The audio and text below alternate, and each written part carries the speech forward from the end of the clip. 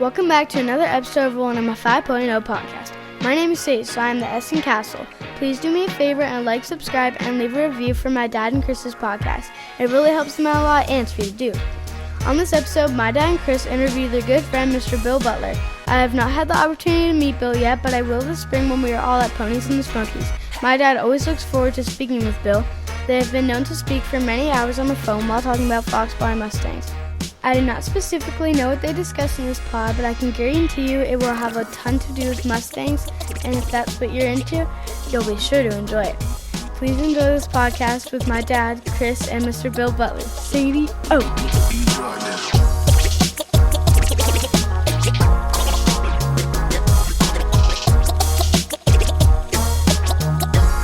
All right, sir, we're live. How the heck are you?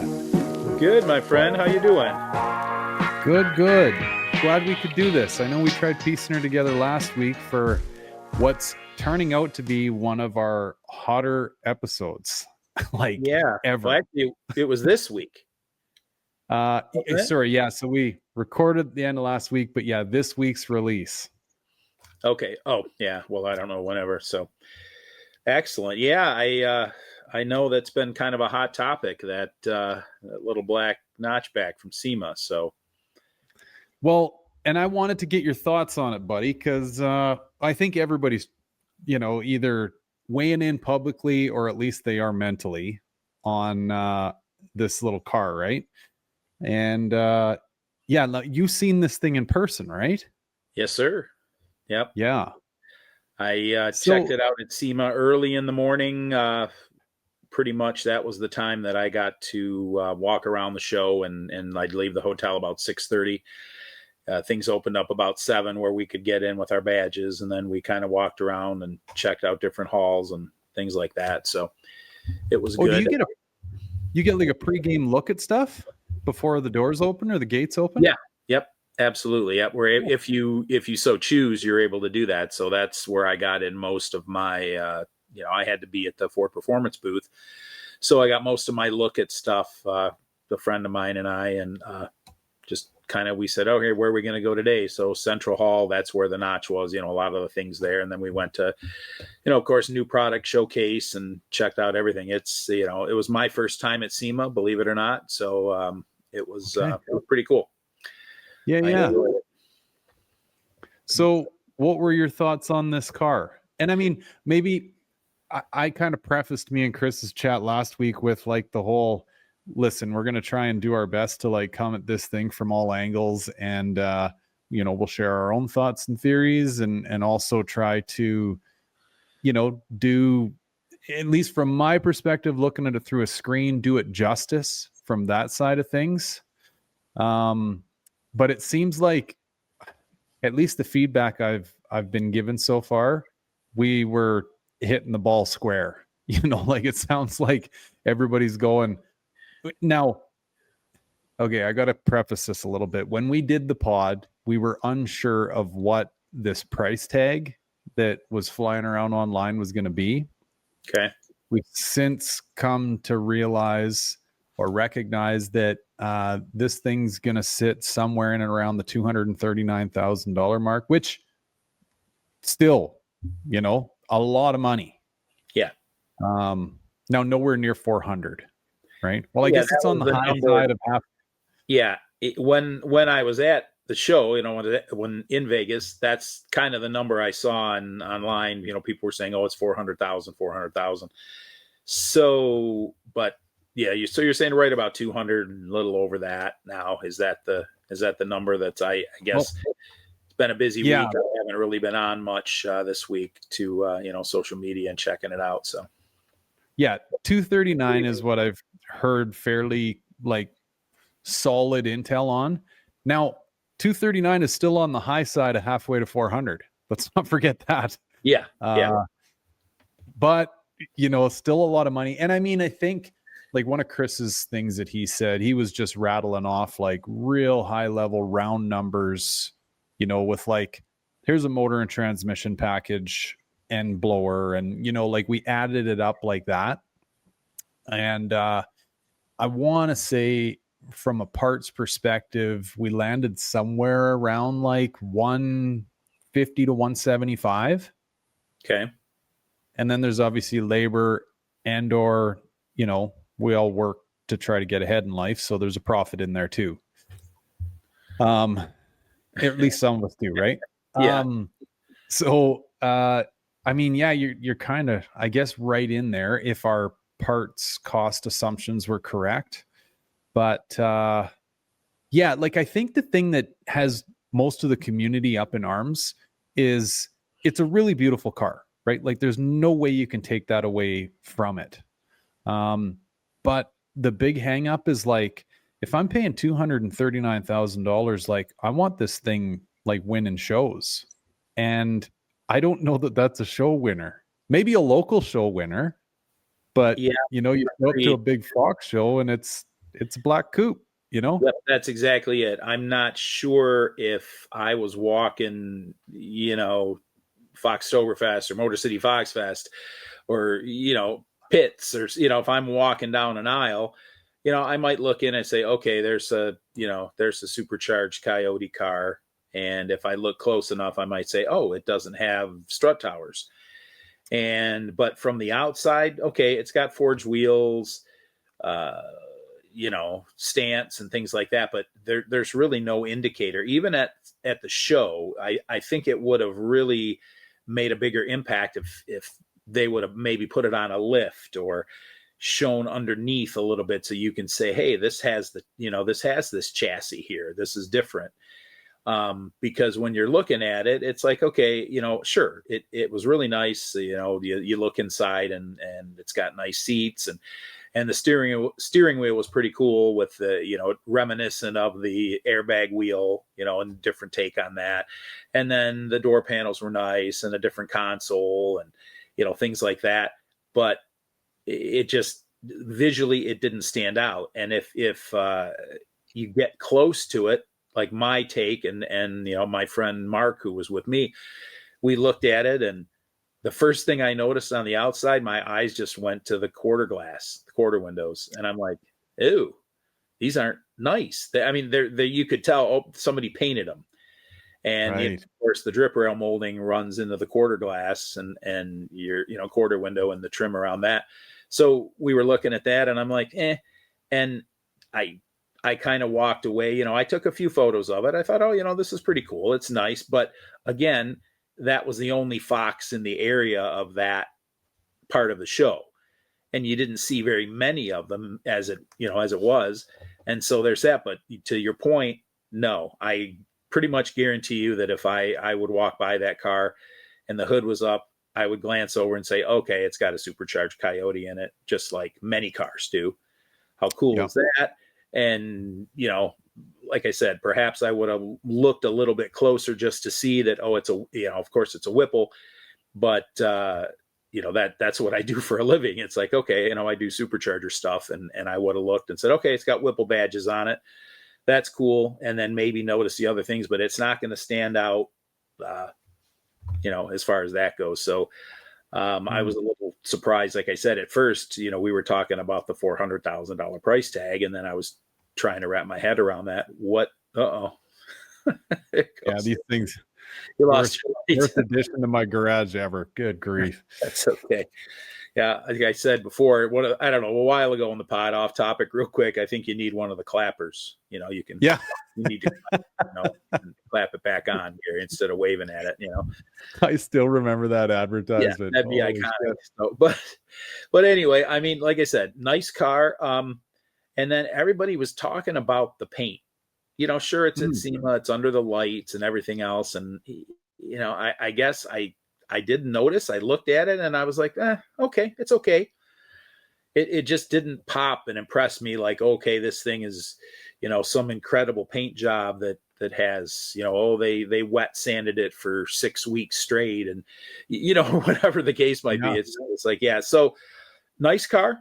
I will say that, but why it's blowing up the internet? Maybe because it has the, the chassis and maybe the modifications on it, but you couldn't see any of that stuff for the most part, except, like I said, no strut towers.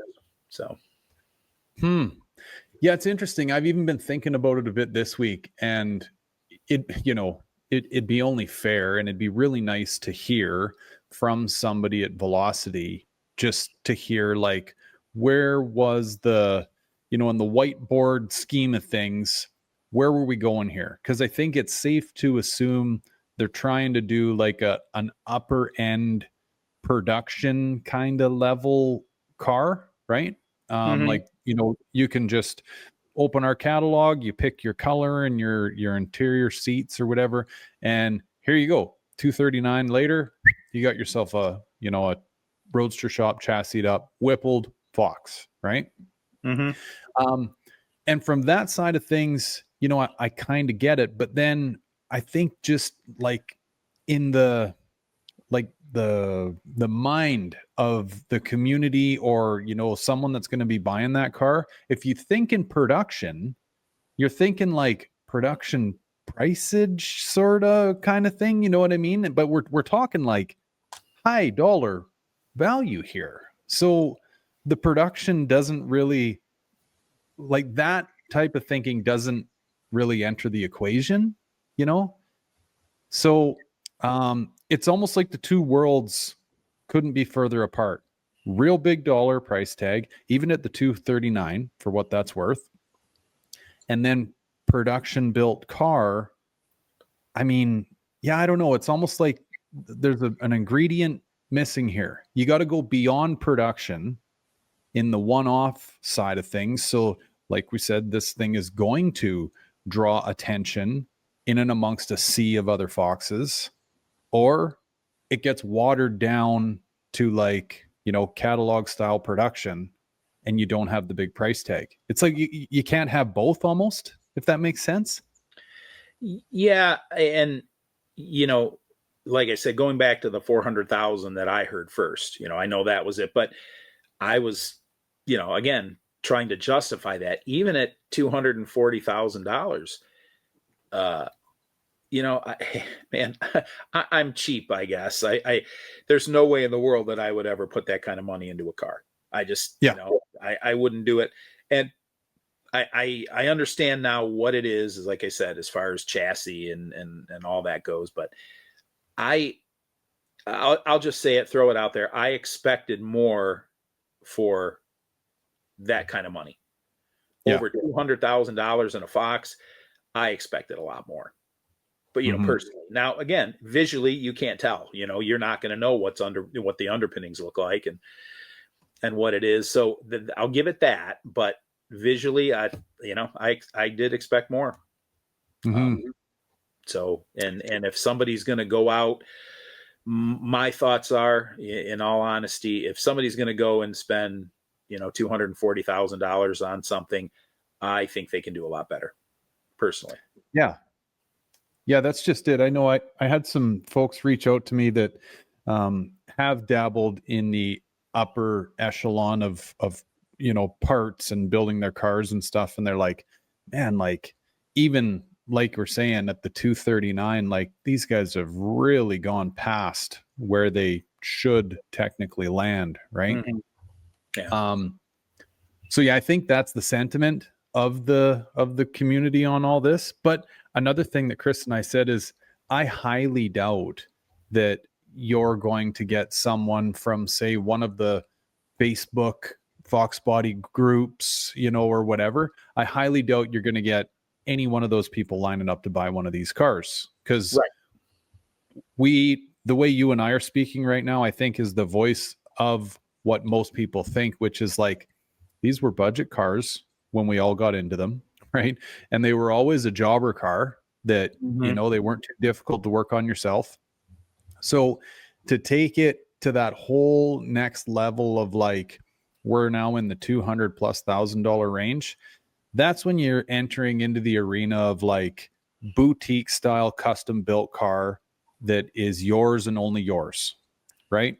Right. Like, the War Admiral will always be Tom's car. The next guy that gets it, doesn't matter what wheels he puts on. You know what I mean? Like, that was a boutique built car. Yep, agreed. And I mean, I know he's rattled around some loose numbers, but I don't think his overall bill even tickled two, So, and here we are talking about a production car, which this is another crazy thing to consider. Like if this is a production level car and you're living in an upper ended neighborhood, you and your neighbor could have the same damn car and you both just spent $240,000 on a Foxbody. Like what? Yeah. That's Yeah. a little wild thing. And nothing against the car. I don't want, I mean, who knows who's going to hear this? Obviously we're talking publicly here, which is fine. I mean, we're sharing our opinions, a couple guys, and we know these cars. That's the thing. We've been doing this a long time, both of us, but not taken away. I mean, they did some nice things on it. And I haven't seen any kind of build sheet or a spec sheet, how many hours they have and why they're saying that it's this much money.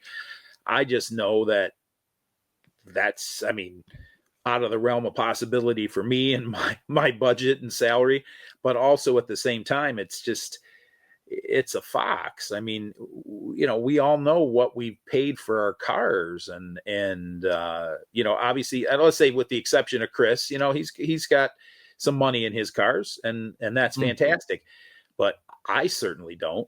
I own 3 and currently, and they're budget cars. They really are. I love my cars, don't get me wrong, but that is just, I mean, I don't even know if it computes for me, like $240,000 for a Fox, to put it in there. It's like, okay, that's fantastic. But even like on my level, it's like, all right, well, what would I do if let's say tomorrow I decided, hey, I want to put a supercharged Coyote in my notchback. Okay. What do you think you're going to have in that? You're going to have accessories and your Hydro Boost or that kind of, and a supercharger and you're not even going to tickle anywhere near that. Yeah. I mean, it's just so far out to even consider. So I think that might be why it's just drawing a lot of attention to itself. Personally, that's what I'm thinking. But again, cool car. Hey, great for them that they're doing it. I mean, think about that. They're building an entire chassis for our cars, for these cars. Yeah. And the engineering and the work that had to go into that. That's fantastic that all these years later that they're still doing something like that. And speaking of the chassis again, fantastic. Hey, great job, guys. We're talking about it honestly. We're not trying to be negative about it, and I'm not. I don't want anyone to perceive that. But at the same time, the other one is I've talked to a few other people this week about it, and it's come up in conversation. And they were saying, well, that's all well and good. You got that fantastic chassis, and how does it feel? What's it going to be like? And one of my friends said, well.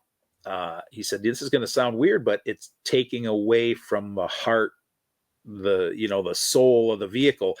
It's like, why do you love these cars? Well, for, how many different reasons that we do love them. They're simple, they're cheap, or well, I guess that's relative now, but, so you're taking it. Yeah. That's the car that I love. Hey, this is like that black notch, beautiful car. How does it drive? Would it be worth somebody to say, okay, that's $240,000 to get a Fox because that's what I like. But at the same time, do you want to think, well, hey, I'm going to go out and I'm going to get a GT500 or I'm going to get a, GT350 or a Dark Horse or, go buy a dark Horse right now and put a supercharger on it and you're 810 horsepower. So it's a supercharger. Yep, 10 grand for your supercharger.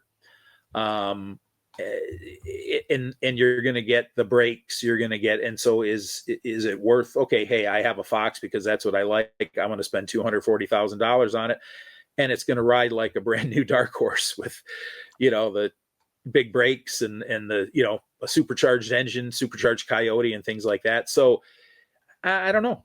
For myself personally, that's not my kind of vehicle. I want to, and drive it.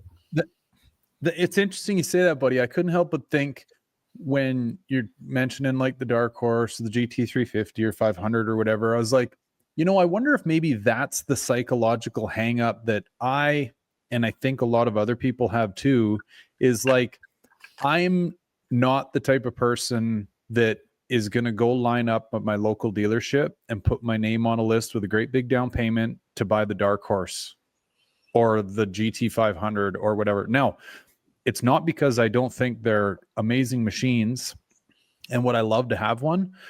It's got nothing to do with that. I would, but I'm just not that guy, right? Mm-hmm. Like I'm going to watch all the videos and I'm going to, download all the information from them because I love and live for that type of shit.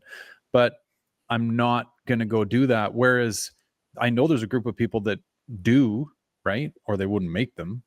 And Sure. maybe it's that kind of just different mentality of that needs to be like within the person's mind to go and buy, say, this Velocity car, right? Like they just gotta have it or whatever. Mm-hmm. And I'm hung up in this, I don't know, however we want to define ourselves, like small town, simple minded. I grew up in a house that was worth $40,000. You know what I mean? Like that type of, and we ate hamburger helper for a treat. You know what I mean? Yeah. Oh yeah. So,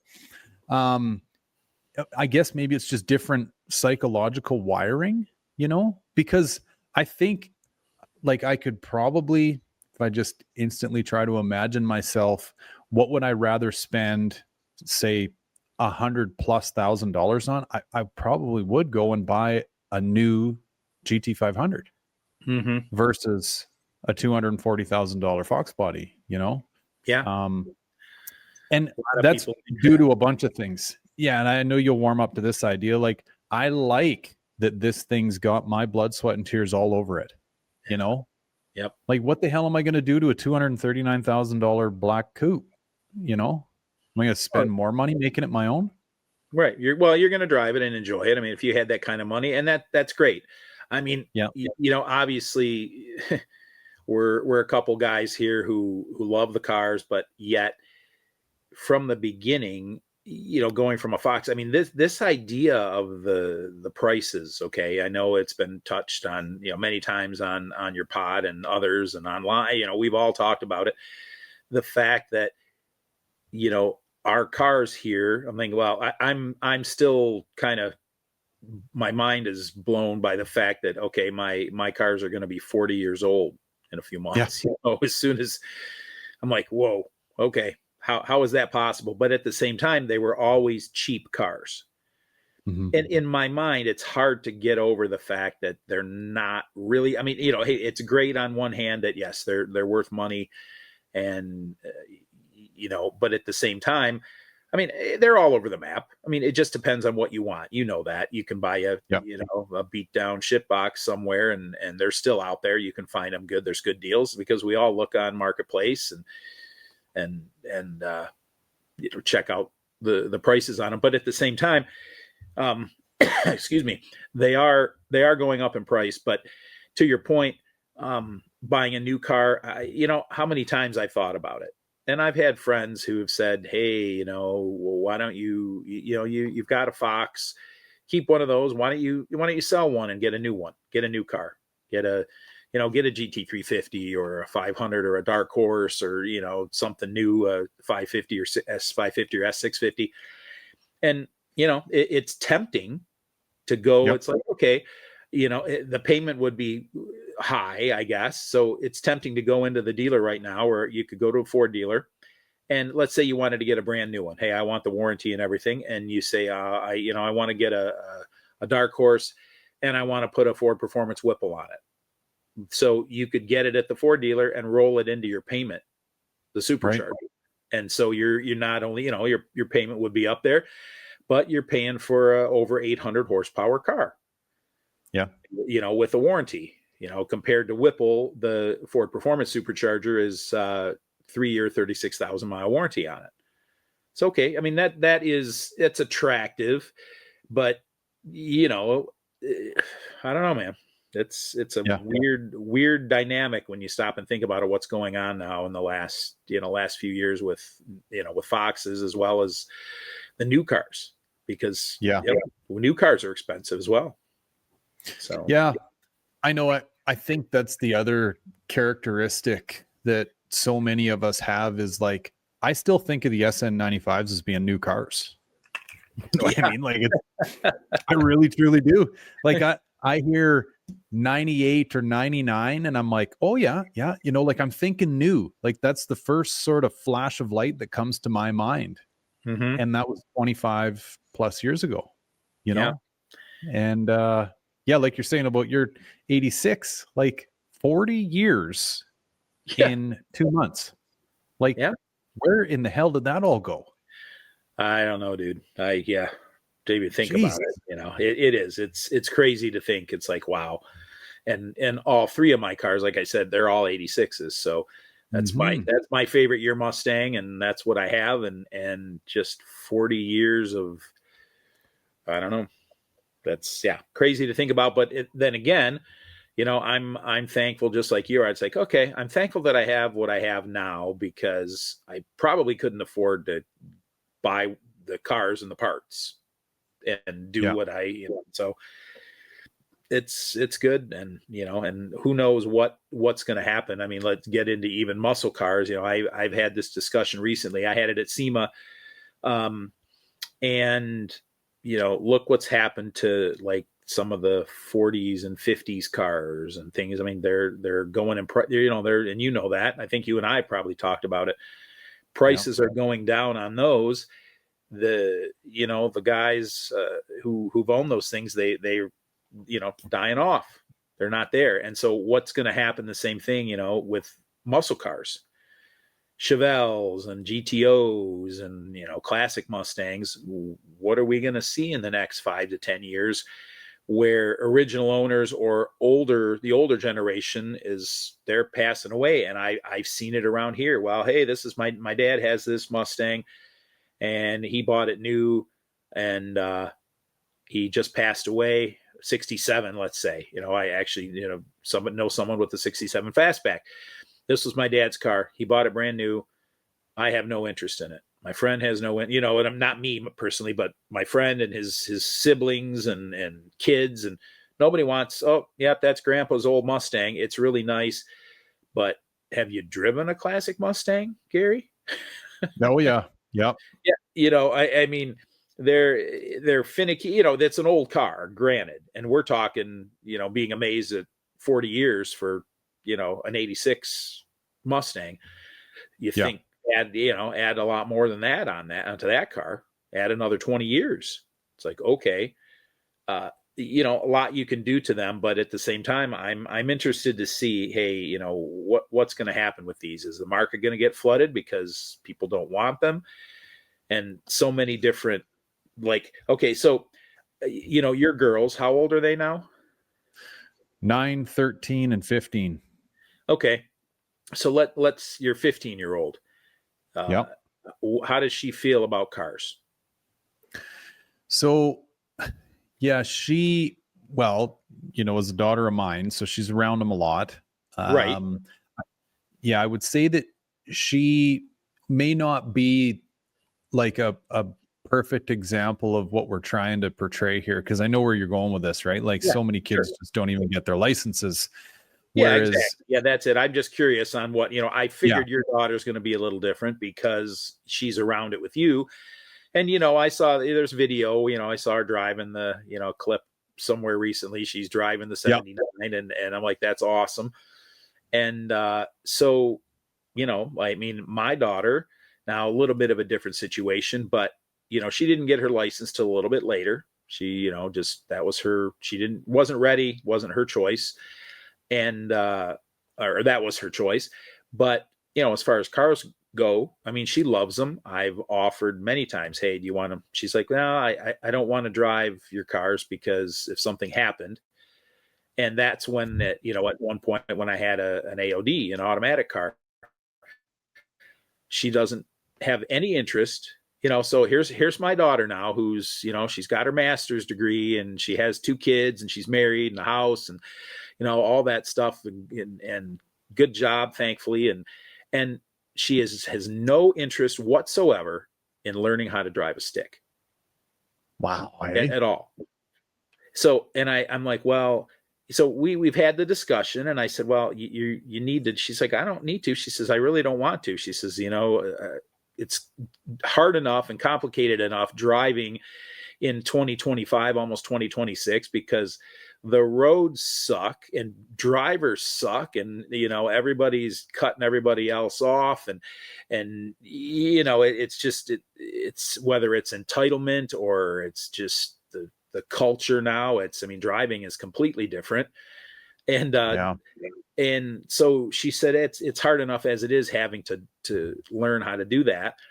So, but my point to her is, and I don't want to push, I don't want to be that dad, nor have I ever been, but hey, out of the 4 vehicles I own right now, all of them are manual transmissions.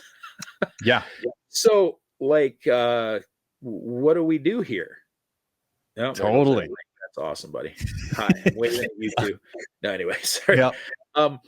So, in that aspect of it, and we've seen all the jokes and the things online, like, okay, millennial anti-theft device is a manual transmission. It's like, okay, Right. great. It's true, I guess, in a lot of ways, but at the same time, man, things are just different. And they sure are, buddy. So, and I guess I'm sounding old. I'm like, okay, I'm the old guy here that's like, well, things are different, and and we're hitting that age though, right? Yeah, and comparing like, so. And going back to your point about like the GTOs and the Chevelles and the whatever, it really makes you wonder where that market is going to go, because I think the reason that we've lived through like the big price tag, lot of money getting exchanged for these cars is you've got, a little bit longer in the tooth genre of human being that grew up as kids around those cars. And then, they caught their stride in life, made some money, and now it's time to get that car. Or maybe they made lots of money and they want to build a collection or whatever. Mm-hmm. And they're the ones that you see throwing their hand up at Barrett-Jackson going, yep, I'll take her, right? And then to your point, you get a little bit longer in the tooth from there, and now you're dying, right? Yeah. And so the next generation behind that, I guess there's maybe one between us and them, but, it's kind of us, and then that's sort of it. Because now with you explaining like folks not wanting to learn how to drive a stick, or maybe not getting their driver's license till a little bit later in life, it's like, where does that leave that market, right? Mm-hmm. Like, are these things on a bell curve and we're on the downhill slide of it? Yeah. Because I don't know. Now you just, whatever, those Teslas, isn't it just a fucking business card or something that you open the door with? Like, you don't even turn the key on. You know what I mean? It senses your aspirant. That's another point there. How many, obviously being, car people here, but how many people do I know that are, and their kids have absolutely no interest in cars? They just care less. They don't want to learn how to work on them. They don't want to be able to. So to your point also, hey, I know, there's a huge Fox contingent out there that are carbureted. Of course, we know that. But then most of these muscle cars are. So, I get it. People are doing the Holly Sniper route and all this, they converting them to fuel injection, which is cool. I get that. Yeah. It's easier to drive. And I have, one friend in particular, I mentioned him before, my friend Mark, and a few of his cars. Even Glenn has that on his 70 Shelby. Right. A Sniper. So, drivability, I get that. But at the same time, I have a nephew. He's a senior in high school. Okay. He likes cars. He's into cars. I've tried to cultivate it as much as, that I can with my schedule, and say, hey, taking him to shows and doing different things. And now he's getting into his car, and he wants to learn how to work on a car. And I'm like, okay. So parents got him a car. His first car was a Subaru.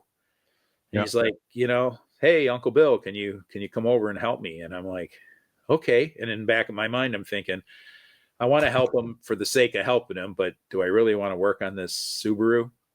and Right. you're trying to do it. And then, so I tried to, I guess today it's all about the style and it's all about things. And so, I guess I'll say I'm ashamed to admit. So I was trying to encourage him, like, okay, he wanted to get rid of the Subaru. He was having some problems with the Subaru. Okay. And he says, well, what would be a good car for me? So we talked about Mustangs, and his dad and mom were like, insurance and rear wheel drive. No. I'm like, okay. And then I said, well, I tried steering him into the Focus ST realm, 6-speed manual transmission, a lot of aftermarket availability. It's a world car, so parts are all over the place for them, and you can get them relatively cheap right now. They started making, Focus STs in 2013. So kind of had them convinced, like, hey, this is a really nice car, drove them in one and said, hey, this is, so kind of did that. Well, then my brother was like, oh, well, what's insurance? And I said, well, it's an EcoBoost. It's a 2-liter. And I don't know if I want to have him with anything with power or this. And so basically he got, turned the other way. And a friend's dad's mom had this Hyundai. It's like a Hyundai. Oh, shit. No kidding. It's like an Elantra. Yeah. Something. And I'm like, oh. And he likes the look. It's a little 2-door, and it's, it's that bright blue, kind of like a Sonic blue. And he loves, I like it. I'd like the look. And it's an automatic. And he was nervous about driving a stick. And I'm like, it's just like riding your bike, man. Once you learn, you're never going to forget. And it's super simple. But what won out was his dad and his mom and his buddies are like, oh yeah, then they convinced him to get this car. And, in my opinion, I'm like, oh, the thing's a shit box, and I have to be excited for him, because what I don't want to do is dampen his, like, oh yeah, he's like, hey, can I come over, Uncle Bill? I want you to see my new car. And I really like it. And I said, okay, great. So it comes time. He said, well, can you help me? I want to give it a tune up. I want to work. It's, it's 80 some thousand miles on it. And, it's okay. It's like, all right, this is the kid's car. I want him to be in a Ford because that's what I do and what I want him. But I'm like, all right. So he says, can you help me change the spark plugs? I'm like, great. Well, what do you do when you're going to work on something you haven't worked on? You do a little research. I'm like, I'm going to pop on YouTube, see what it is. Yep. You have to get to the one bank. It's a V6. Okay. So to get to the one bank of spark plugs, you have to take the entire intake manifold off in the throttle. Oh, good. Yeah. And I'm thinking to myself, you had to take the whole top half of the engine off to change the plugs in this stupid thing.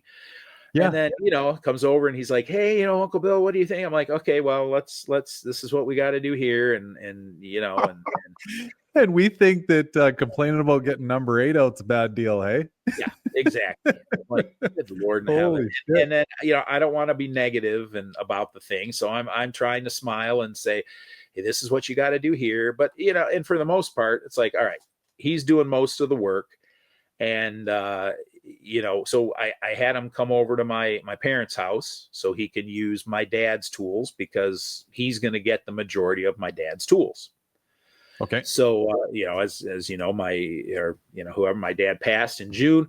And so, a lot of my dad's tools are going to go to my nephew.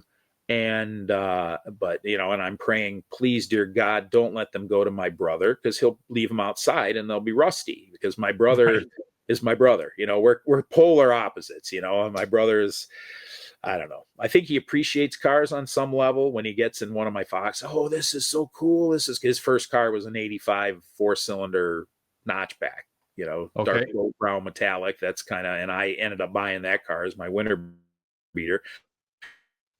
But beside the point, he's like, oh, this is great. This reminds me when I was in high school and this kind of thing, so, but my brother is just, not a car guy at all, not really mechanically inclined, unfortunately. So, but going back to my nephew, it's like, yeah, well, this is what you have to do. You got to do this. And he's happy as a clam.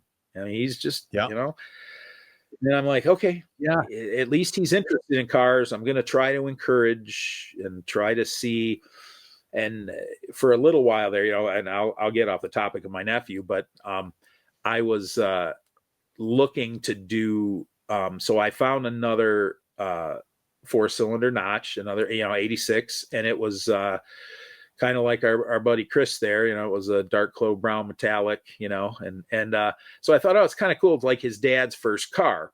So what I was going to do is I was going to get the car for him as a gift.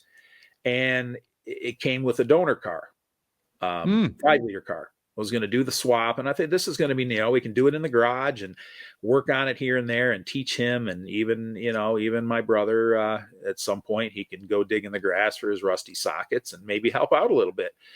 And so what ended up happening is I had this thing all lined up, and then my, again, not complaining, my sister-in-law kind of pressured my brother and said, let's look for someplace else to live. And so she thought it would be a fantastic idea to buy this condo for her. And so they ended up buying a condo with no garage. I'm like, well, there goes that idea. I'm like, nope, can't have a Mustang now for my nephew, because where am I going to put it? We now all of a sudden they had a nice little garage, and they don't have a garage anymore because they decided to. And so I don't know. Things go in a different direction quickly. But, my whole point is like we're talking about is the younger generation. I don't know. I have a 3-year-old grandson, and I have a 12-year-old grandson. So Christopher, my 12-year-old, he likes cars, but he likes cars for the prestige and oh yeah, look at this, I want to impress my friends and whatever, girls, I guess, and things like that. That's because that's how he is. Whereas my 3-year-old, he is just, and granted, I know he's only 3, but he is car crazy, absolutely nuts. He's just, when I come in and, I got Ford on my shirt or on my hat or something, and he's Ford, and I get him cars all the time, and he's walking around with a Matchbox car in each hand, and got the Mustang poster on the wall next to his bed, and he stands up, and it's the 60th anniversary poster with all the cars on there. And what's your favorite one? What's the, so he's, and I'm like, okay, I'm praying I can cultivate that and continue and show him and teach him. And he loves sitting in the cars. And granted, he's only 3, but start him young, and hopefully he'll be the car kid in the family. Because I think there is some like almost genetic or innate ability to just be on that path for sure. I knew, or I didn't know, but I think, like my parents did, that I was destined to do something with cars, because mom's got all like the old, Walmart Christmas photos and shit like that, right? With the corny backgrounds and stuff. And here's me, like, would not let them go, had the Kung Fu death grip on like a tank and like a little Hot Wheels like car, right? And those are in the photo with me, and it's like, yeah, I don't know, I guess this kid's gonna play with cars one day, you know what I mean? But then I think there's other people too that they have something happen to them in life that just tickles their ass the right way, and they're like, ooh, like that's my calling, So it's weird how it comes about, I guess. But for sure, there's some that are just like all over it from day one, Yeah. Well, believe it or not, my dad, even as a Ford engineer, he tried to discourage me from doing that. He didn't want me to do it like he did, and he wanted me to do other things, and it was in my blood. Now, my brother came along, and like I said, he just, oh Lord, yeah, the stories I could probably tell about all that, and him not being able to work on a car and working on his own stuff. And I think maybe I've shared it before, the oil cap story. So forgive me if I'm repeating myself, but I'm going to jump into that because that's our class. One of our family stories is I said my brother's first car was that, brown 4-cylinder 2.3 liter notchback. It was an automatic, had all of 85 or 88 horsepower. I'm sure that was a, barn number. Yeah. So my dad was trying to teach him, I learned as a kid, hey, you got to change your oil, you have to do this, and you have to do maintenance. And so it was an overhead cam. And so my brother he would change the oil. My dad got him to the point where I think maybe he could even do it without supervision. I'm doubting that this time. Maybe my memory's fuzzy. But the thing is it's an overhead cam. So on top of the valve cover there, you got the oil cap. And inevitably, multiple times, my brother would leave the oil cap off. He would lose it. He wouldn't put it on, or even if he was checking the oil. And it's so oil spraying all over the place under the hood. That hood blanket, I mean, it probably. So my dad took had the fan shroud. It had, the really, because the engine doesn't, so it had this really long plastic fan shroud, electric fan on the 2.3. And he wrote in huge letters with a paint pen, "Put cap on," underlined it, exclamation points, and white paint pen. I mean, giant letters. We're talking like 8 inches. "Put cap on." The first thing you saw when you opened the hood was that from my brother. And like I said, I ended up buying that car from my dad for $500. That was my winter beater. And every time I opened the hood, I just cracked. I wish I would have saved that when I junked that car. I ended up on it, but I wish I would have, kept that, because that would have been perfect for the garage wall, like this family story. Like, my brother is just not, yeah. Anyway, so my poor brother. Totally. Yeah. Kate, sorry, Chris, how you doing, brother? You're a little late. Right. Nobody's heard Chris's voice for the first 40 minutes of the pod, but he's in the house. I'm sure you got stories to fill us in on, buddy. You've been burning the midnight oil. What's going on? Well, it's one thing after another, right? Trying to meet timelines and deadlines. So, yes, the main one, I told Gary in a voice note, took way too long at Martin Brothers today, filming out there, which was all good. Just I left late, and then remembered I had a set of Recaros that I'd scoped out on Marketplace like halfway through. And it was like one of those things, like, I'm already trying to beat traffic. If I stop, I'm really going to get screwed in traffic, but I need to do it now, because otherwise, like, I don't have time. Like Radwood's this weekend. I don't feel like driving South Austin again. So thankfully it was pretty quick, and the guy was super cool, and, seats were in great shape. So it wasn't like some bogus deal. So then I'm racing back, and I'm looking at the clock, and now we're in daylight savings, of course. So it's sort of like, okay, I need to get home, and I had full intentions of painting the T-roof frame that I took out of the donor car yesterday, because tomorrow is cut the 93 Cobra Day and rivet that fucking thing in. So, of course, I want it to be nice and, fresh coat of paint, and it was in really good shape. So thankfully, right, like no rust, no holes, nothing, like Texas car, everything was good. So then I realized I got to go to my shop first, because crate motor got dropped off for actually the 85 T-top, the red one that I did in a video there with the questionable paint. And so I'm like doing all this shit, and you guys know how it goes. And of course I get home and it's dark. So I'm like trying to hustle. I'm prepping the stupid T-roof frame, and I posted up. You guys will see me. I'm there doing the old blowtorch trick, because it's like the air is getting a little cool or whatever. And it's like, fuck you, dew point. I'm going to get around you. I'm going to bake this shit on. So I get the paint on, and, just finished that. And Gary's like, yeah, we're going to go on for 8 o'clock Eastern, which is 7. So at that point I just finished. Meanwhile, I'm like, I need 30. So I needed to pull the Atomic Fox back in, get it on the lift, get it in the air, adjust an emergency brake cable, adjust one coilover spanner, popped off the front wheels, calipers, rolled both front fenders, car back down on the ground, made sure that there was no rubs, no touching. And then that's when I told Gary, I'm like, I'm just eating dinner. So then I had to heat up dinner, did the dishes, got the trash ready. So I think I didn't do too bad. It was like just an absolute like bang, bang, bang, bang, bang. But, I didn't want to have to worry about any of this shit after the pod. True. How are you moving that T-top roof around? Are you throwing it in a trailer? Well, it's just the frame. So I drilled all the rivets out, because it's just riveted in. Like, it's really not a massive piece by any means when you're just kind of, I don't know, maneuvering it. So yeah, no, I just threw it in the back of the truck, and then, you know, I just took like sanding discs and some Scotch pads to it. There was a couple rivets. So they used steel, or used, I should say, steel.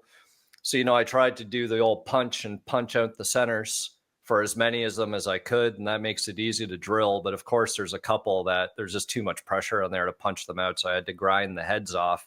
So I had like a couple that had a little bit of exposed, you know, metal on the frame. So that's why I wanted to just clean stuff up, get like the glue that's used for like the urethane, or for, sorry, the weather stripping and all that stuff underneath there. And it's funny, like, just, man, once I got it off and you watch the videos and you hear the stories about how careless they were installing these things. And then, because this is the first time I've pulled one of these frames out, and like, sure as shit, there's a 1/4 inch variance in measurement on front and back. There's holes that the rivets don't even catch the fucking metal all the way. Really?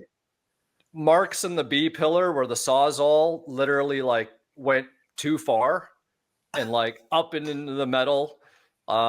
They literally just in the front where they cut, they just take whatever, maybe some channel locks and fold the inner part of the roof, like kind of in between, just to clearance that frame. And like the tiniest little bead of like sealer, whether it's urethane or whatever the fuck, to just sort of maybe kind of loosely, whatever, like the thinnest, like it didn't do shit, but there was just a little bit of that.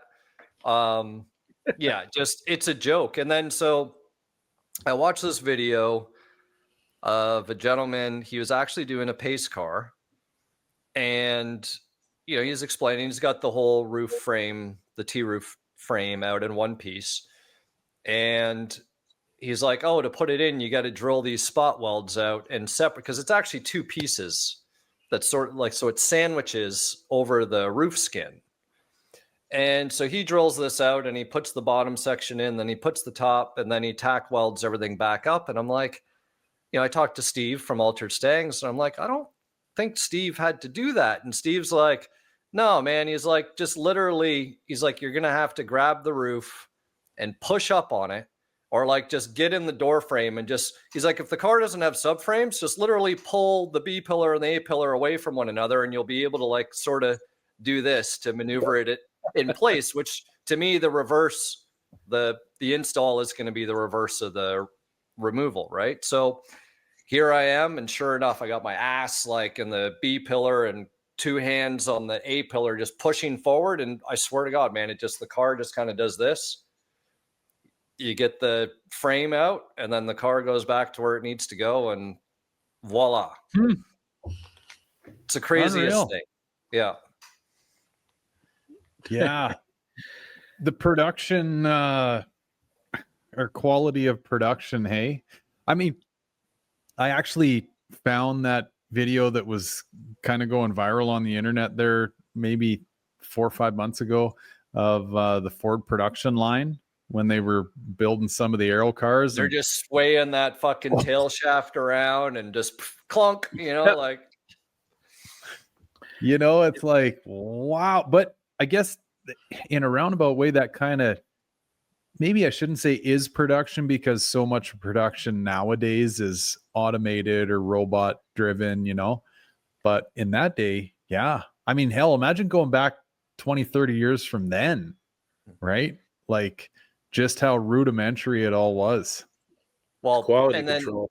yeah. And of course, you know, T-top and convertibles weren't factory, you know, they were afterthoughts. Well, a lot, even T-top, some of the dealer conversions, right? So of course, I've done as much homework and due diligence on this whole T-roofing subject. And, you know, Matt from Fox Resto is like, oh yeah, no, the doors have this extra reinforcement shit, you know, up around the inner door handle. And I'm talking to Steve about it, and Steve's like, I've got 3 sets of T-top doors, and none of them have any types of reinforcement in them whatsoever. So these ones that I've got, that all, it was out of an 85, maybe an 86. So one of the 2 years, actually, it was an 86. There's 2 black vertical pieces of metal that go vertically up and down on the inner door skin that rivet in, that's near kind of like your adjuster, like the inner where the window run channel goes in the front, and then sort of where that felt thingamadoo goes against the glass in the back. And there's 2 of those. And Matt never even told me about those. I'm like, Matt, I got these. He's like, oh yeah, no. He's like, good. But I didn't know if he meant good, like you're lucky you got those because you don't always get them. That's true. You don't always get them. It was hit or miss on parts or things like that. Yeah. So in a lot of the cars, you're right, Chris. Some of them just don't have any of those reinforcements in there. They just didn't do it. And the other thing that I saw, Bill, that hopefully you can clarify is, and Gary, you'll know on the convertible, you know, when you open your door on the B pillar, there's like a plastic hook receiver, like an additional latch, right, to kind of keep from flexing. Well, this car has like same material, 2 little square blocks, one in the top, one in the bottom, 2 screws, and it's on the door side and in the B pillar side. So that I assume kind of same thing. When the car flexes, it's like a bumper. So it'll kind of bump up against these 2 pieces and keep off the striker from possibly wearing against the striker, that part of the latch. I'm assuming, and I don't know if that's the first time that I've seen those pieces, but maybe that was a 4-eye thing versus, you know, I don't know. Okay. Yeah. I've never seen the 2, like the 1 high, 1 low. I've just seen those on the earlier cars. Yeah, for sure. And I honestly can't answer on the Aero, but I'm happy to, you know, good friend of mine has 2 87 T-tops, 2 GTs.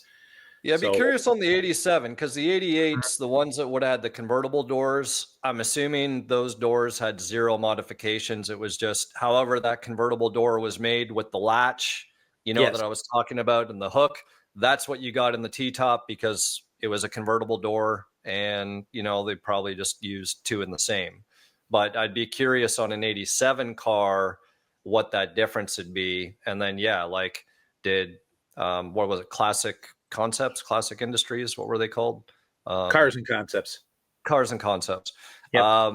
You know, what they did versus what the dealer would have done. I'm assuming the dealer wouldn't have cared. Like the dealer would have done the bare minimum. That's sort of my assumption in my mind, but who knows?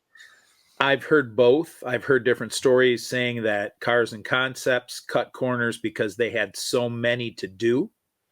Whereas the dealer took more time because you had it was so few. Hey, we've never done this, or we only do a few of them here and there. They take their time to do it and do it right. And so they probably followed the procedure manual too, right? For all the alignment and all that stuff. That's what I've heard. Like I said, I heard cars and so, you know, different cars, same year. Oh, wait, why do you have this reinforcement? Oh, I don't have that reinforcement. Well, did they run out of Cars and Concepts? Was it a Monday versus a Friday and they wanted to get the hell out of there to go and, you know, get off work and they're cutting corners? I don't know. I remember seeing the facility and it's funny because I live close to where it is. I'm not, you know, I'm like 20 minutes away from Brighton where it was, but yeah, that's all that I've heard, but I'll definitely ask my friend Nick tomorrow and see what his thoughts, because he's owned like I said, currently he owns 2 87 GT tops and he's owned an 88 or multiple 88s in the past. He's, you know, definitely a T-top guy. And then, you know, be able to go from there. And then my other friend, Mark, has a few, I think he only has one. He has an 85 GT T-top. So right. Cars and Concepts is no longer, Bill? No, that's been years. Yeah. So, do you know the story? I don't know the story. Like what did they was it one of these businesses that starts because there's a need at a moment in time, or did they already exist and kind of transition into doing these, you know, conversions, or like, well, they did. And of course they built a lot of the business because they were doing T-tops and convertibles. Okay. Didn't they do the Grand National as well, Bill? That's ASC. Because I saw this documentary of what the hell is it? Something about Smoke or something. It was the GNX or the, whatever, this Yeah. documentary, and it was at a facility, and all the Fox bodies were literally lined up next Yeah. to those guys. So it wasn't the same operation doing it. No, Cars and Okay. Concepts did the T-tops and the convertibles for Ford factory stuff. ASC, as in ASC McLaren, ASC did the, what they did? They did the Capri. Not only did they do a convertible, Oh, okay. So that's what. So those would have been all ASC cars. ASC like did the McLaren cars. GNXs. Yeah. So Gotcha. that's why you see Grand Nationals.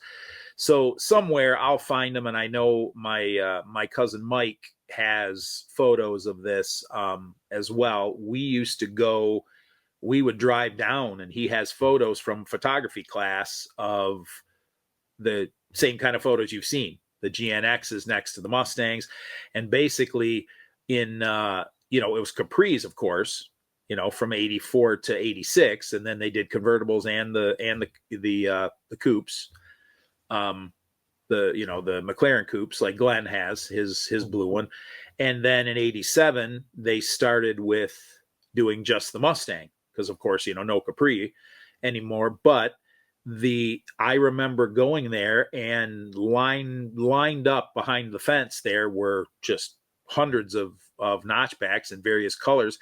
And how they came from the Dearborn assembly plant was because McLaren put a little valance on the rear bumper. So these notchbacks they had GT turn down exhaust, they had turbine wheels, they had convertible doors. Excuse me a second here. Something popped up on Ford computer. Crazy. And so they had GT front fascias. So you had notchbacks with a GT front fascia, the turn down exhaust, and up above, since it had convertible doors, since the glass is shorter because of the top being thicker, you had some weird foam thing that went across the top of the convertible glass to seal it. And you'd see all weird cars coming in here. And, obviously some still had 10 holes on them, but I remember clear as day going and just often we would go and just look and take photos and see all these cars lined up, and, oh, that's so cool. And that was McLaren, not Cars and Concept. That's when Okay. So before we shift away from McLaren, do you know like how that division or that company sort of came about, like in terms of, okay, it's like, because they did a lot of cars, like like volume, like was this something where ASC, like they literally had that much capital to say, we're going to buy this many cars from Ford and we're going to outfit them with these, this ASC McLaren whatever, and we're going to resell them? Or was it like a partnership with Ford where, what I mean, they didn't necessarily need to fork out all the money? Because like I'm just thinking in my head, as you were saying it, I'm like, shit, that would have been, because it was like Celine, right? If Celine ordered whatever, similar. Yes. X amount of cars, kind of was the same ordeal. Yeah. So started a bit smaller with the Capris, and kind of specialty because, basically it's two entities. You have ASC, American Sunroof Company, and then you had McLaren. And so it's kind of like, so the convertible was more of the ASC part of it, even starting at the Capri days. And then the coupe, Euro coupe, or they had those later. I'm not 100% the expert on the history of McLaren. I do know that they called them Euro coupes for a while, and some had numbers, some weren't numbered, but the coupes were more of, you had suspension, so you had springs, and you had the 140 Speedo, and you had a radar detector, and you had different they all did. So it was more like the McLaren end was the coupe, and the ASC end was the 2-seater convertible with the weird console and the actual wood appliques that they glued to the dash. And if you've seen the Recaro seats that had speakers in the headrests, and the weird 2-seat. But those cars, the convertibles, going back to those, they were pretty cool. I never had worked on one or had it, and so a few years ago, Glenn and I were at a local car show. It's called Baker's. And this guy came up and said, "Oh, I know somebody that has one of these cars, McLaren, but it's a convertible." So anyway, long story short, he ended up talking to Glenn about it. So Glenn and I went to look at this thing, and it hadn't run in years, and it was a CFI, automatic and 85. And Glenn ended up buying it for $500, a white ASC McLaren convertible with a blue top. And it had like 35,000 original miles on it.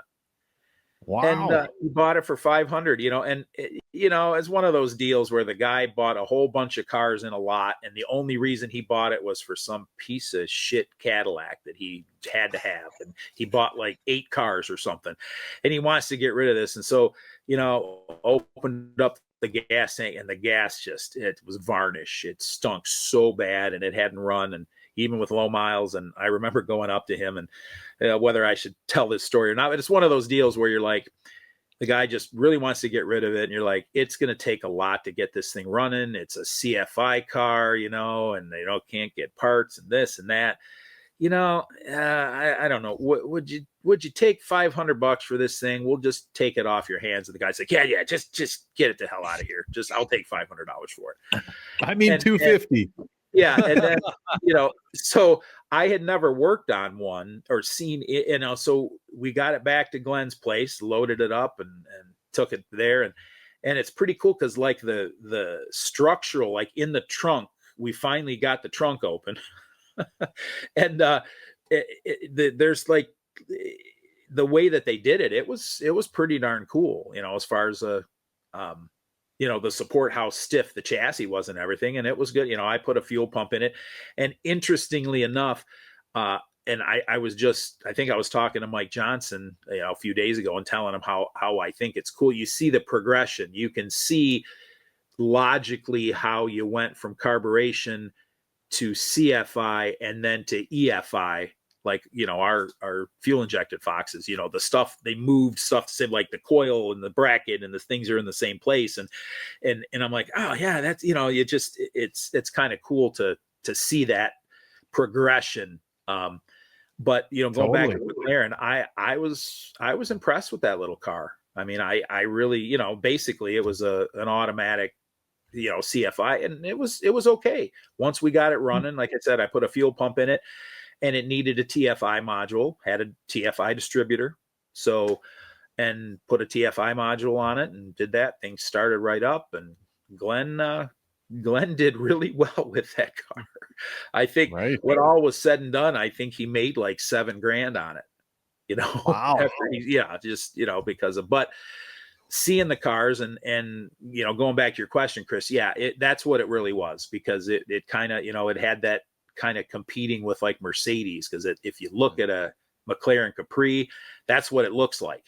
If you see them side by side, the Mercedes of that era, and you got the 3-window convertible top, 2-seater, and you got the well back there, and you little compartments, and it actually has a Cadillac the latch, the pull down latch that pulls the top, you close the lid and the converter goes, it moves down, and just cool little cars. And then, of course the coupes. So that's kind of where McLaren started, more like Celine. And then they made a name for themselves, because they were, by the time they got to 87, the last of the, Grand Nationals. So all the GNX stuff was built there. And my buddy Jim from PPI, Performance Parts Incorporated, he's got a GNX. He owns one, and so he has a ton of cool photos from the line of building the GNX, and then you see all the Mustangs in the background on that. And then they just ended up getting, from what I understand, they got the contract. ASE was out there. Hey, this is a small volume builder. It's right down the street. And they got the contract to do it. So that's why you see both cool, the GNX, which they only made, just over 500 of them, and the McLaren Mustangs, and but they're neat, they're neat cars, small volume builder. Do you know if they did any better with the GNXs than the Fox? Because like the Fox, everything that McLaren did always sort of seemed like an afterthought or like an add-on piece. with the exception of like the bending of the, I guess like what is it? The pillars windshield. for, yeah, the windshield and stuff. Like they got a little clever there, but like everything else just sort of like, especially on the aero version of things, right? So like were the GNXs better? Because like I'm not an expert on them, so I'm just kind of curious if it was absolutely. Okay. I mean, if you really look like, if you know a GNX visually compared to a Grand National, they've got the vents in the fenders, and to be honest with you, if you've ever seen what those are, they're like really thin, cheap plastic. They weren't metal. They just cut a hole and put, they set those things in there. But it's got a special rear axle on the GNX, and then a bigger turbo, and I mean those things. And then they underrated them for power, and those things are big money. GNX for what it is, So as far as quality goes, I believe. And then they put fender flares and front and rear on the to accommodate the different wheels on the GNX, the mesh wheels, so the black mesh. And so visually, there were a few things, but they did not. I mean, all GNXs had a dash badge. They were all numbered. They had different gauges. They actually had Stuart Warner gauges in there, boosts. I mean, so I think comparatively to McLaren Mustang of Aero, compared to a GNX, that was, I don't think there's really a comparison as far as that. But again, at the same time, it's the 80s. So, I guess it's all relative. You're saying there, I mean, I like some of the things McLaren did. I mean, I've always liked their taillights, those taillight covers that went over. And that was the even on the Capris with the leather, the leather steering wheel, you had a custom, same company that made the SVO leather steering wheel made the McLaren. So it said ASC McLaren on it. And then the coupes said ASC McLaren, and the convertibles, I believe, said SC on the leather on the wheel. But it just some of the little things that McLaren did, I liked.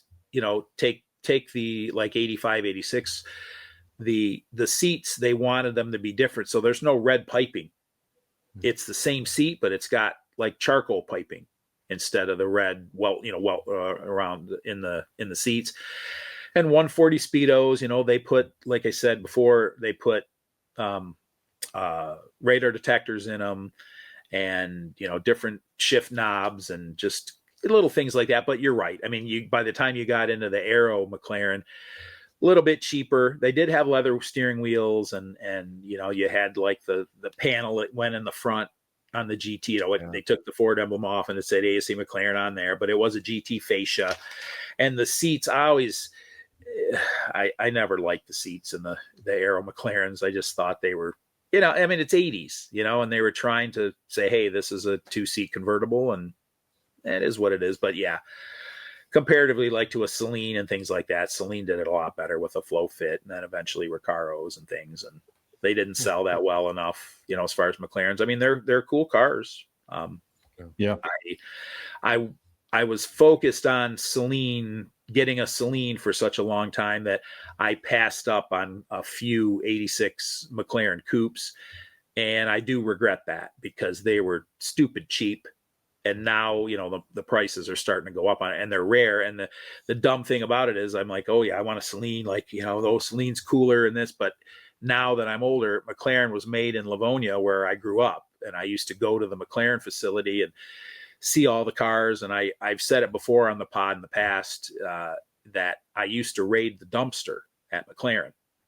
So they would, during the Capri years, I was a teenager just starting to drive, and they would throw away. I remember one dumpster full of consoles from the Capris, brand new takeout consoles, every color. And I found a steering wheel, a McLaren, which is basically it was a little thicker than the SVO wheel, same wheel, and then a McLaren horn pad. And that's what I had in one of my cars. I picked it out of the dumpster.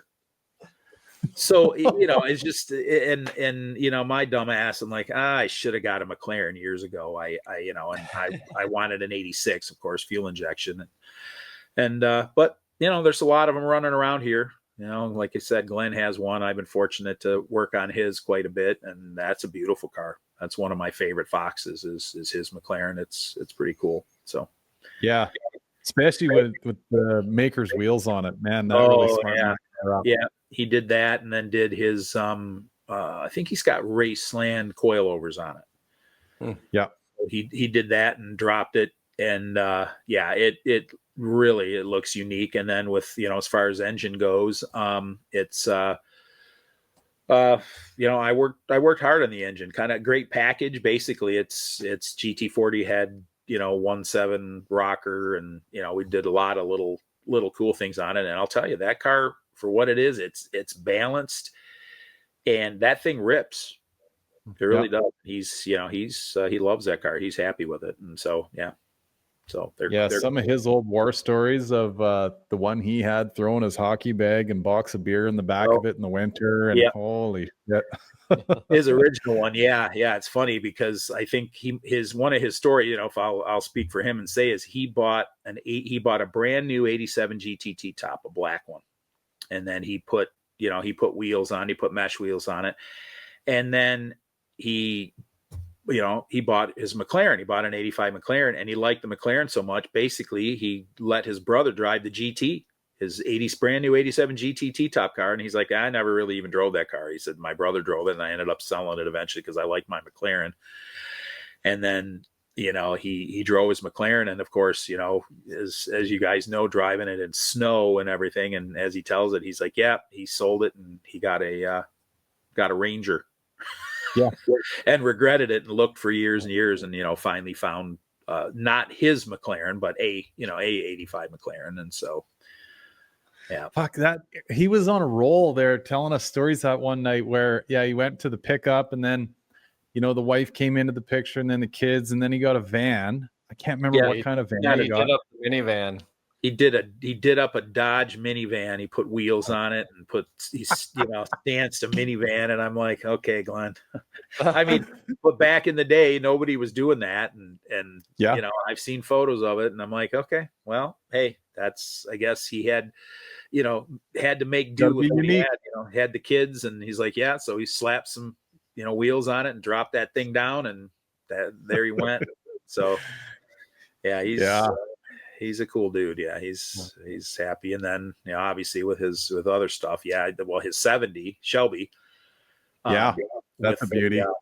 With the wheels on that, and he lowered that as well. So I mean, you look at it, you're like, what's different here? You know, it's like, so nice things, you know, like my dad said, and I say it, you know, wheels make the car. I'm sure Chris will agree with that, both you guys. So oh yeah.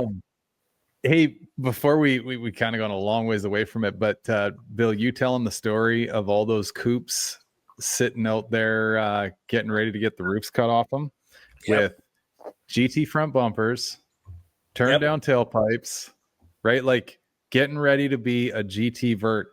Dude, hearing that, I mean, maybe people are getting tired of me saying this here lately, but like the body kit on a coupe, right? And I know it's not everybody's thing, but hearing these stories about all those coupes getting lined up to get turned into GT convertibles. Yeah. Right. I mean, I wonder if the folks that really lean in on this side of things, like the body kit on a coupe side of thing, I wonder if they're aware. Or like, did they just think that somebody waved a magic wand and there was a third body? That's the McLaren convertible that they made him into, not the GT convertible. So if I correct you on that, they still Cars and Concepts. So that was ASC McLaren doing the, you know, when all the notches were lined up. And so what McLaren did, you know, they put the ground effects on the bottom, they did the rear valance, and they used the GT front bumper to be able to do that. Now the GT convertibles, those actually were built on the Dearborn assembly plant line as a GT convertible with the ground effects, with the rear bumpers, and they sent them to Cars and Concepts to make them and, you know, to install all the convertible tops and everything else. So we're talking two different entities. So did ASC, they had to cut the roof off the notch? Yes. Is what you're saying, but correct. The actual non-ASC, like Gary's Wild Strawberry Vert in the back, that had no roof on it from the factory to Cars and Concepts. Is correct. Yes. Like no hard roof. So all they would Right. have to do, any of the rivet work and obviously the convertible top frame, all that shit was getting done at Cars and Concepts, but like, they didn't have to get the Sawzall out. No, they didn't do it. And then I think perhaps if you guys remember, I told the story where they had these fiberglass tops. They would truck the convertibles from Dearborn Assembly out to Brighton off the freeway, and they had these fiberglass tops that they set on top of them. And didn't one fly off or something? Yeah, they did all the time. They did all the time, and we would see them. So I would drive down, it's I-96, Interstate 96, and would drive there all the time, and you'd see them in the median, or you'd see them over on the side that might have got hit by somebody. And I told you how many times I thought I want to stop and pick one of those up. Just like, how did they fit? Did they fit? Like, would it be something that you could have used to turn it into like a hard top option? No, for your convertible? you know what? I'll find a photo. I have it on my old laptop. I've got some photos of those cars, what it looked like with that fiberglass top.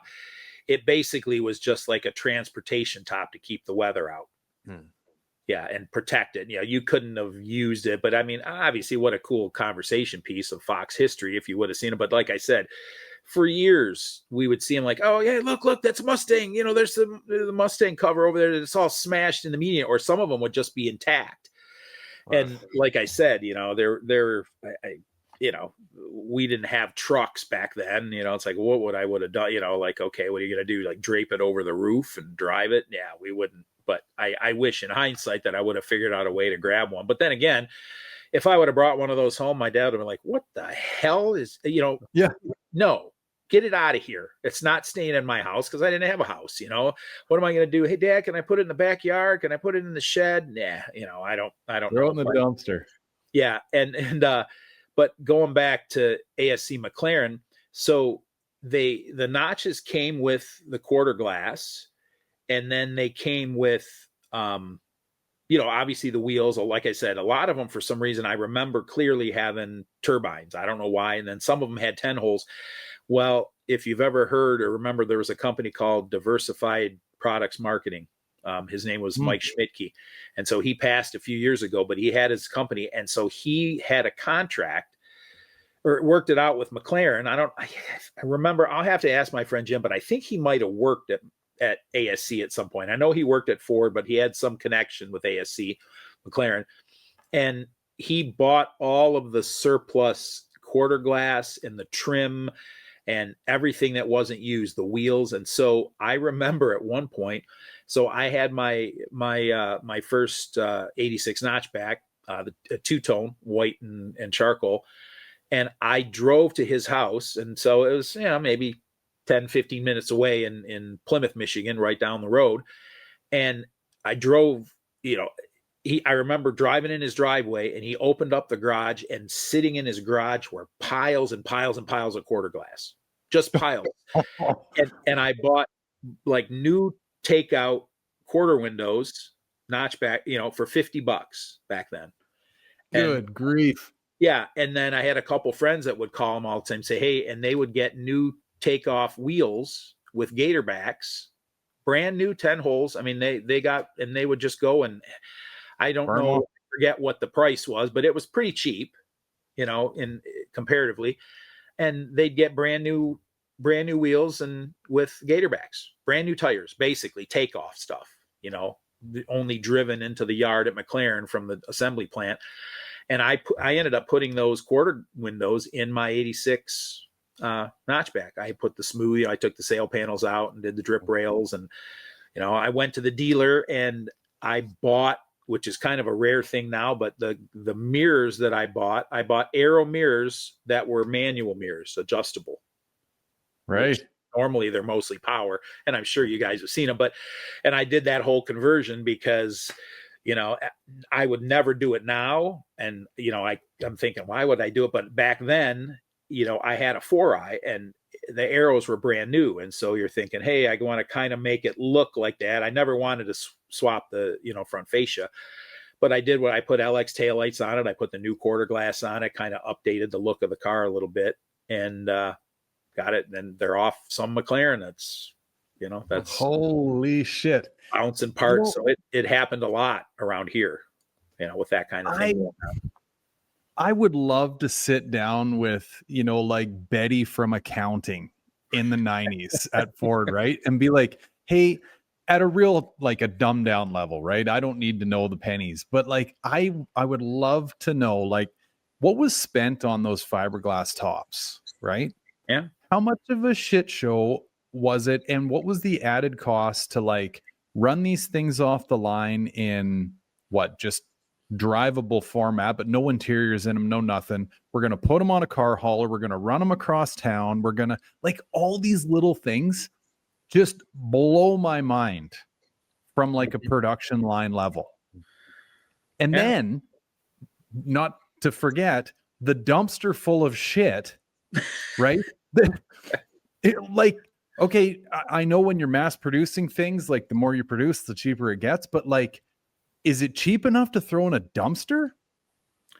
Like, like I said, blows my mind. That's what happened. We didn't have cameras. We didn't walk around with cameras. I mean, I wish the only reason some of the photos that I know of, like of the, through the fence, the McLaren and stuff, is because my cousin had a photography class.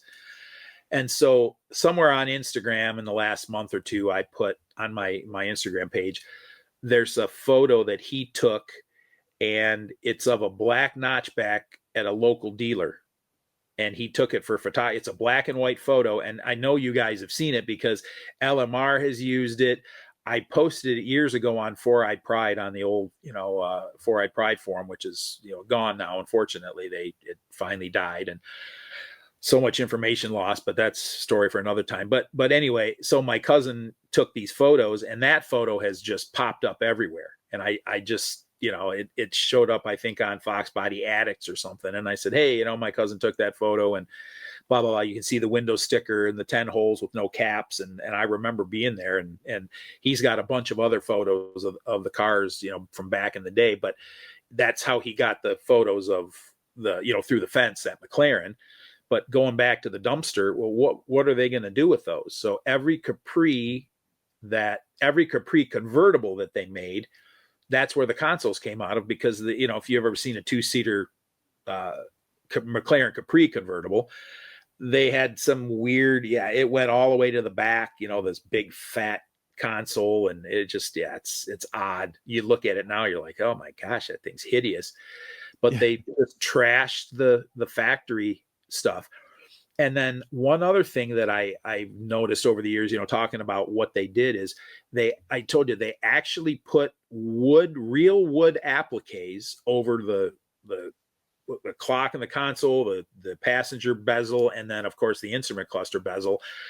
And what they did was they actually they ordered, that's why I believe, the Mustang SVO from 84 to 86, those stupid, ugly, flocked bezels.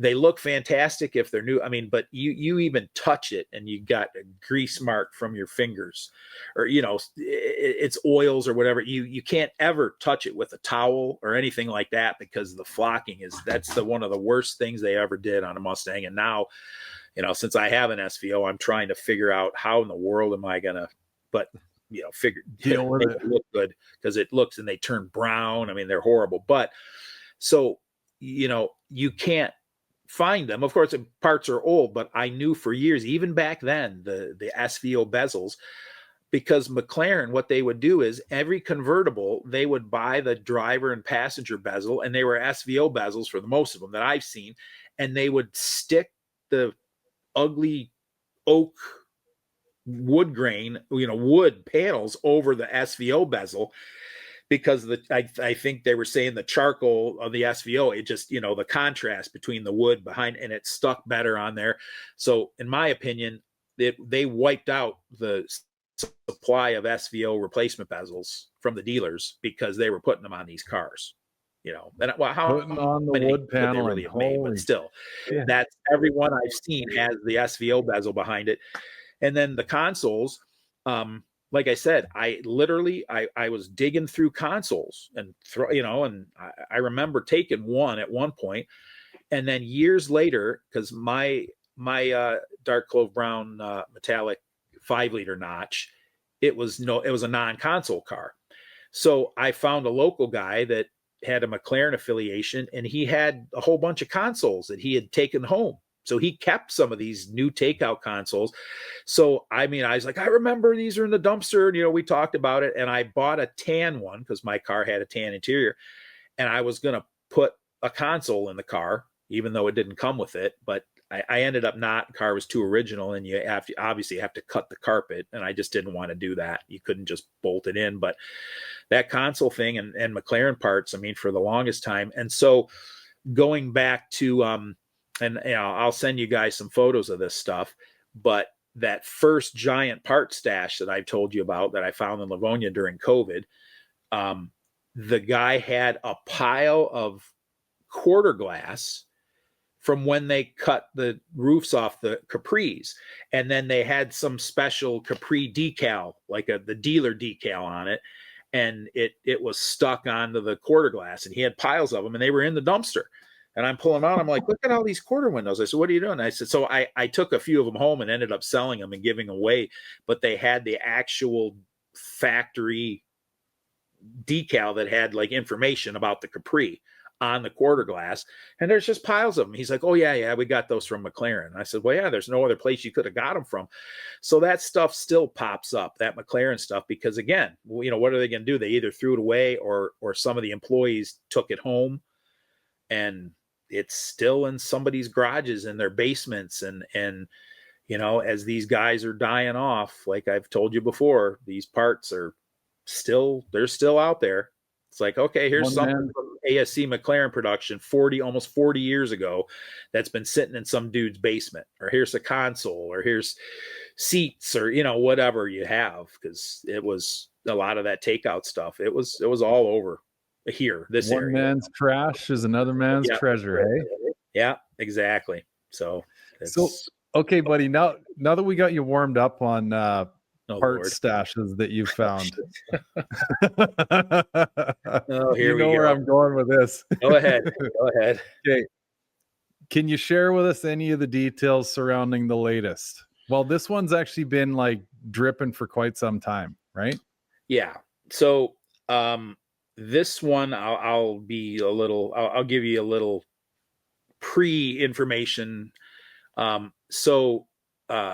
It's the largest part stash I think I will ever find. I cannot imagine that anywhere that I will ever find one individual or one stash that will be larger and more varied the amount of parts than this stash. So that's the preface to this whole thing. So my friend Nick he's the one that found this part stash, and he saw some SVO parts, and I think it was like a turbo coupe 140 Speedo, and he found it on Marketplace.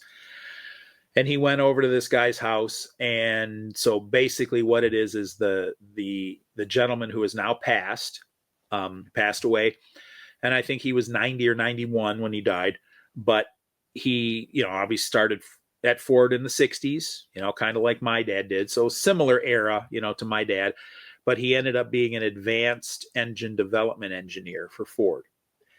And I'm telling you guys, there's just no possible way the sheer amount of stuff that this guy must have taken stuff home every single day his entire career, from the 60s into the 2000s. And so it just absolutely massive. So Nick was, telling myself and another friend and a few friends, he said, hey, you got to get over to this stash. So one day he calls me up and said, hey, they're selling the guy's house, and he's in hospice and not doing well. And so his son is named Mark, and I'm good friends with Mark now, really great guy. And so what I did with Nick is I went over there on one Saturday morning, and we said, we're just going to help you. And I was there like, half the day or more. And we were just like, that's scrap, throw this away, and so he had, you know, a little utility trailer that he was filling up, and we're like, all right, scrap this, throw this away, keep this, this is, and literally for hours and hours and hours, just trying to help him. So attached to the house is a 2.5 car garage. There's an attic above that with a pull down staircase, completely full of parts. I mean, you know, and then he had built a 6-car garage in the corner of the property that completely filled, and it had a staircase up. So it had an attic up above that you could walk up into. And he had racks of just wood shelves, and then there was the room in the basement, which I refer to, that's the honey hole. And there was I mean, dude, I don't even know where to start with the amount of cool parts and rare, and I mean, SVO parts. I have so many. So I'll tell you on my own. So, of course I purchased parts, and I was telling a lot of people, hey, you have to go over there because anything you can think of, there's prototype parts, there's cylinder heads, there's carburetors, there's wheels, there's tires, there's interior parts. This is sheer, and a lot of it was advanced prototype engine stuff. And I'm still in awe about it. And I've been over there, you know, I don't know, probably 25, 30 times helping do that. So, the stuff the one that stood out to me, when we were yakking about it was, some of the camera stuff. Oh, well, yeah. There's all, so there's, you know, Boss 429 stuff. There's the 427, you know, SOHC, the camera stuff. Yeah. There's that stuff there. There's, you know, Ford GT stuff. There's Boss 302. You know, that's the classic stuff that was there. And then you get into all that prototype. I mean, there was a shelf in the basement that probably, let's say the section was maybe 5 feet wide and, you know, 2.5, 3 feet tall on this shelf. And it was solid camshafts, all in cardboard containers and wrapped up. And it was just, that section was camshafts. And then there was another section over to the left, and it was air conditioning compressors. They're all, you know, most of them were NOS. And then there was, I mean, there were sensors, and there were ECMs and early stuff like prototype stuff where I even did a Instagram post on it where the guy actually had the EEPROM chips, which it's, you know, and they're not even installed into the ECMs, and it had them all labeled and mass air stuff. And there's more, and he was into turbo, you know, Ford turbo stuff. So 2.3 turbo, you know, of course, having an SVO, I'm like, okay, there's NOS, piles of NOS valve covers, NOS SVO intercoolers, piles of them, and turbo coupe intercoolers, and there's turbocharger assemblies. And I'm like, oh, 1, 2, 3, you know, there's like 30 turbos, brand new, the whole assembly with the manifolds. And I mean, you know, I'm looking in a box in there, and I'm like, oh, well, here's a 5 liter complete 5 liter Pro-M assembly with the aluminum Velocity tube. I'm like, okay, so we're all making piles down there and saying, hey, this is, you know, I want this for my car. I want, you know, and the hoses, that was one of the things. There must have literally been 1,000 hoses, coolant hoses. And you're looking at some of them C8, C7, C9, D0, 70, you know, and you're all through the 80s. And my garage right now, because not only did I buy things, but I also would go and work, and he'd be like, yeah, he says, well, make a pile. He said, since you're over here helping me for hours and sorting, because again, good guy. And he had no idea like what half of this stuff was. So I told him what I knew, and you know, my friend Nick was there, and then our other friend Mark, who knows all the old classic stuff. So Mark's been over there a few times, and another, guy that I work with, Tom, and Tom's like, oh yeah, this is what this is. This is Boss 429. This is 428 Cobra Jet. This is 427 Cammer. This is this part. This is this oil filter adapter. This is what this is.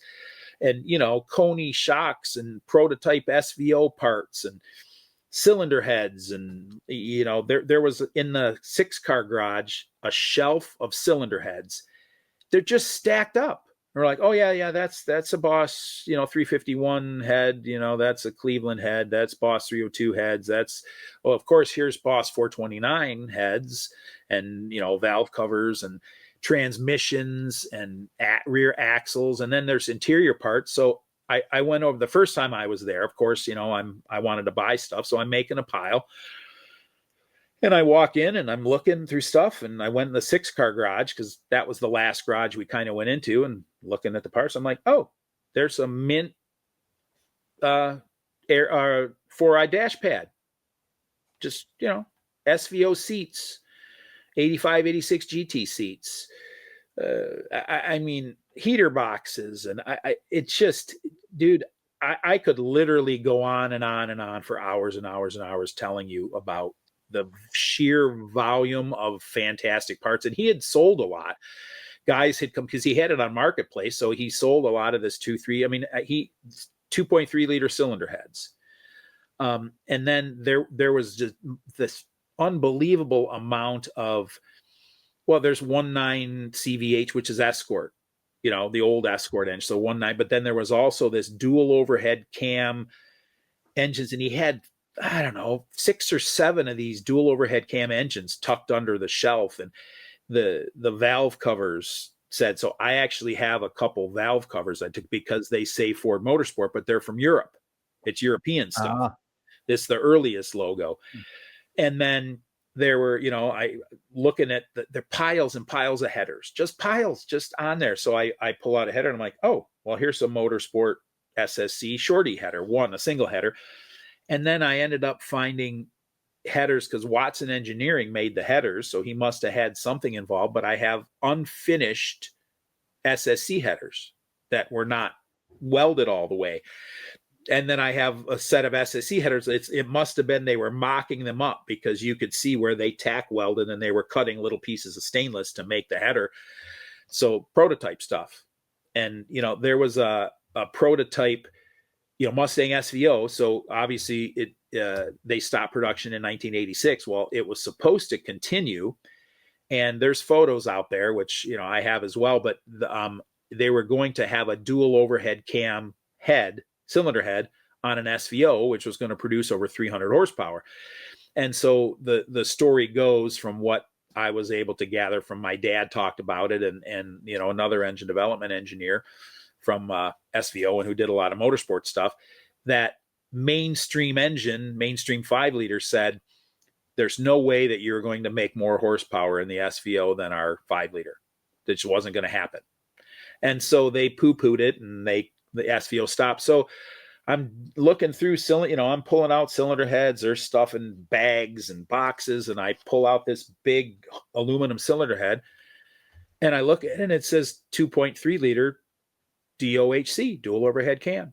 And that's exactly what it was. The cylinder head, a production that was supposed to be put on the 87 Mustang SVO that would have had over 300 horsepower, that would have beat the snot out of the 5 liter, 225, and they stopped production. So there that thing is. And so I said, what are you doing with all this? He's like, I don't know. You interested? He says, it was in the scrap pile, basically, because it's scrap aluminum, and a lot of the parts were missing. You don't have everything, but some of the parts were in that garage. Some of the parts were in the basement, and you're like, I don't know if this goes to this. But I ended up getting that cylinder head because he was going to scrap it. And I passed it on to, his name is Kendall Coker, if you ever heard of Kendall. So Kendall owns like 30 SVOs or something. And Kendall has a lot of race cars, and he's been at Motor City Fox Fest quite, he goes to pits, and he was at Foxtoberfest. I think he brought a McLaren, like M81 McLaren, I think he brought one of those to Foxtoberfest, if I'm not mistaken. But great guy. And I thought, what a better guy to pass this on to than Kendall. because, and I wasn't able to go to Pitts. You know, my dad was in the hospital at that point. So I sent it down with, you know, a colleague that I work with, and they went down with, you know, work in the booth. And so Kendall picked that stuff up. So it's in his collection. So, but, you know, guys, I mean, it's just, I thought the first stash that I talked about before was massive in Livonia, you know, and that guy was the same kind of thing, you know, just, but this thing, literally 20 times the amount of stuff. I mean, boxes and boxes of plug wires. So, and as a consequence, my garage is absolutely hit. I mean, it is, you can't even move in there right now. I mean, I'm like, I am a hoarder right now. I really am, because I've taken so much stuff home, and I'm like, good God, I've got to get through. And a lot of it I took, you know, for myself, for my cars, and, you know, and pass it on to people. Like I said, I found that Pro-M, going back to that. I gave it to my cousin Mike for his 86 notch, and he cleaned it up and put it on there, and it looks fantastic. You know, so a lot of that stuff, that it's going to good homes. But there were NOS, I mean, piles of NOS mass air meters, NOS throttle bodies, intake manifolds, I just, anything that you can think of. And so they ended up having to sell the house. So a lot of it got scrapped that, you know, we went through, and we didn't know what some of this stuff was. I mean, there were so many pulleys from different engines and things that it was mind boggling. Boxes and boxes and bins and hardware. At one point I wanted the hardware, but this guy had more coffee cans. There must have been 300-400 coffee cans full of everything. And I have a few of the coffee cans, because I'm in that room in the basement, and I'm pulling coffee cans off the shelf. I open it up. I'm like, oh, that's O2 sensor. So I'm going to put that in my pile. I pull it off. The actual O2 sensor bungs that get welded to the exhaust, there's a coffee can of those. I'm like, oh, yeah, that's cool. I opened up another one, the head plugs for the back of the heads, you know, the emissions plugs you screw in. Yeah, I got a coffee can full of those. If you need any, let me know. And I need those all the time. Okay, I'll send you a box, and you know, and belts, and so like new belts, so like E5, E6, you know, serpentine belts with the cardboard sleeve on them. And so I'm like, hey, do you need hey, you know? And so we were in the room one day. There were three of us in there, and I'm like, hey, and so we were like, hey, look at this. I found this. Hey, do you want this? Oh yeah, I want this. You know, I mean, I've got NOS Mustang SVO clutch discs, and I told you intercoolers, and you know, there were interior parts, and you know, motorsport. I got some good motorsport parts. Let me tell you, I got some, you know, motorsport fog lamp covers. You know, the ones, I mean, those were in there, and fog lights, and 93 Cobra / Ford Motorsport M2300C, the rear calipers. I got a bunch of those. So you want them in black, or do you want them in the zinc that they came in the motorsport kit? Black was 93 Cobra. I mean, so did you ever get any background intel on like just how in the hell this guy was smuggling all these parts out of Ford? Like, now he must have had a cube van. I don't think it was, you know, here's the thing, after the end of it, I don't think it was like stolen. Okay. That's, I think what it was is that they scrapped a lot of this stuff because it was advanced engine development, and they were thrown, and, you know, and then my dad confirmed it. My dad knew his name. They didn't technically work together. But you know, and that's the same thing. So it was like some of the things that my dad would bring home, or some of these old Ford guys that, you know, friends of my dad or family, and times 1,000 with this part stash. Yeah. And it just, again, my head is just swimming. You know, I don't want to bore you with all this, but it's like this sheer volume. It's mind boggling. So where it stands now is they or some months ago, they had to sell the house. So they ended up selling the house. He scrapped a lot of it, and he filled, you know what those pod is, you know, portable on-demand storage, those big. Yeah. And he filled completely filled 2 pods at the end of everything. Now he was bringing stuff home with his truck and, F-150 and stuff, and putting it in his garage. But in his driveway, he had 2 of these pods, back to front, floor to ceiling, side to side, filled, packed to capacity with all the parts. So those were in there for a long. So we would go over there. I'd go over and help them and be like, all right, let's go through this pod today. And we're pulling stuff out. I'm like, okay, here's my pile of stuff, and he's like, yeah, just make a pile. I make a little pile, and it's, getting bigger and bigger. I'm like, well, I'll get that stuff next time because I don't have room in my car for it, whatever. And so, and then he has a 3.5 car garage on his house. He built his house, and so, because the pods were costing money every month. And so he said, I want to do this. So he's got a shed in the back, and that's got a ton of stuff in it. And his 3.5 car garage is completely filled with parts, with boxes and bins, and he had shelves. He bought shelves, and he got rid of the pods. So everything is in the garage now. And, after this year, after Motor City Fox Fest, I had, Michael Ward, Chris, because you just saw him a couple days ago. And so I had told Michael Ward about this, and I said, hey, why don't you do, so we made arrangements the day after Motor City Fox Fest. We went over there, and Michael Ward, he loaded up. He not only loaded up the vehicle that he had to drive back to Texas, but he left stuff and had a friend come and fill up his and bring it to him. And so he benefited from that. And I mean, and it's just, I don't know. And still, the garage is still full of stuff, and we have to go through. And again, I've picked through a lot of it, but there's still, every time I go over there, I discover stuff. I'm like, oh, well, look at this. Here's here's an 89 mass air, here's an engine harness. Here's a brand new NOS wiring harness in the Ford box. Oh, okay. Here's this. Mustang SVO leather shift knob. I mean, like I said, we could talk till 1 o'clock in the morning, just if I'm stuff popping in my head. And it's, just little, little trinkets. Like I said, fasteners, and some guy came in and ended up buying all the fasteners. And I was kind of sad when I heard that, because I didn't get to pick through every little cardboard cup. Like they used to have these cardboard cups, and there was almost like an old business card thing, and the cups fit inside the So I know what you're talking about. I'm in my office right now. Okay, I mean, this is my, I know it's dark, but I just so I'm looking to my right, and I have my old desk that I've had all my life, a little oak desk that my parents got me, and I can kind of see a little bit in the dark. Well, I've got some of those cups of, well, here, let me step away for a second. I'll just show you, just for example, one little thing that you'll hold on.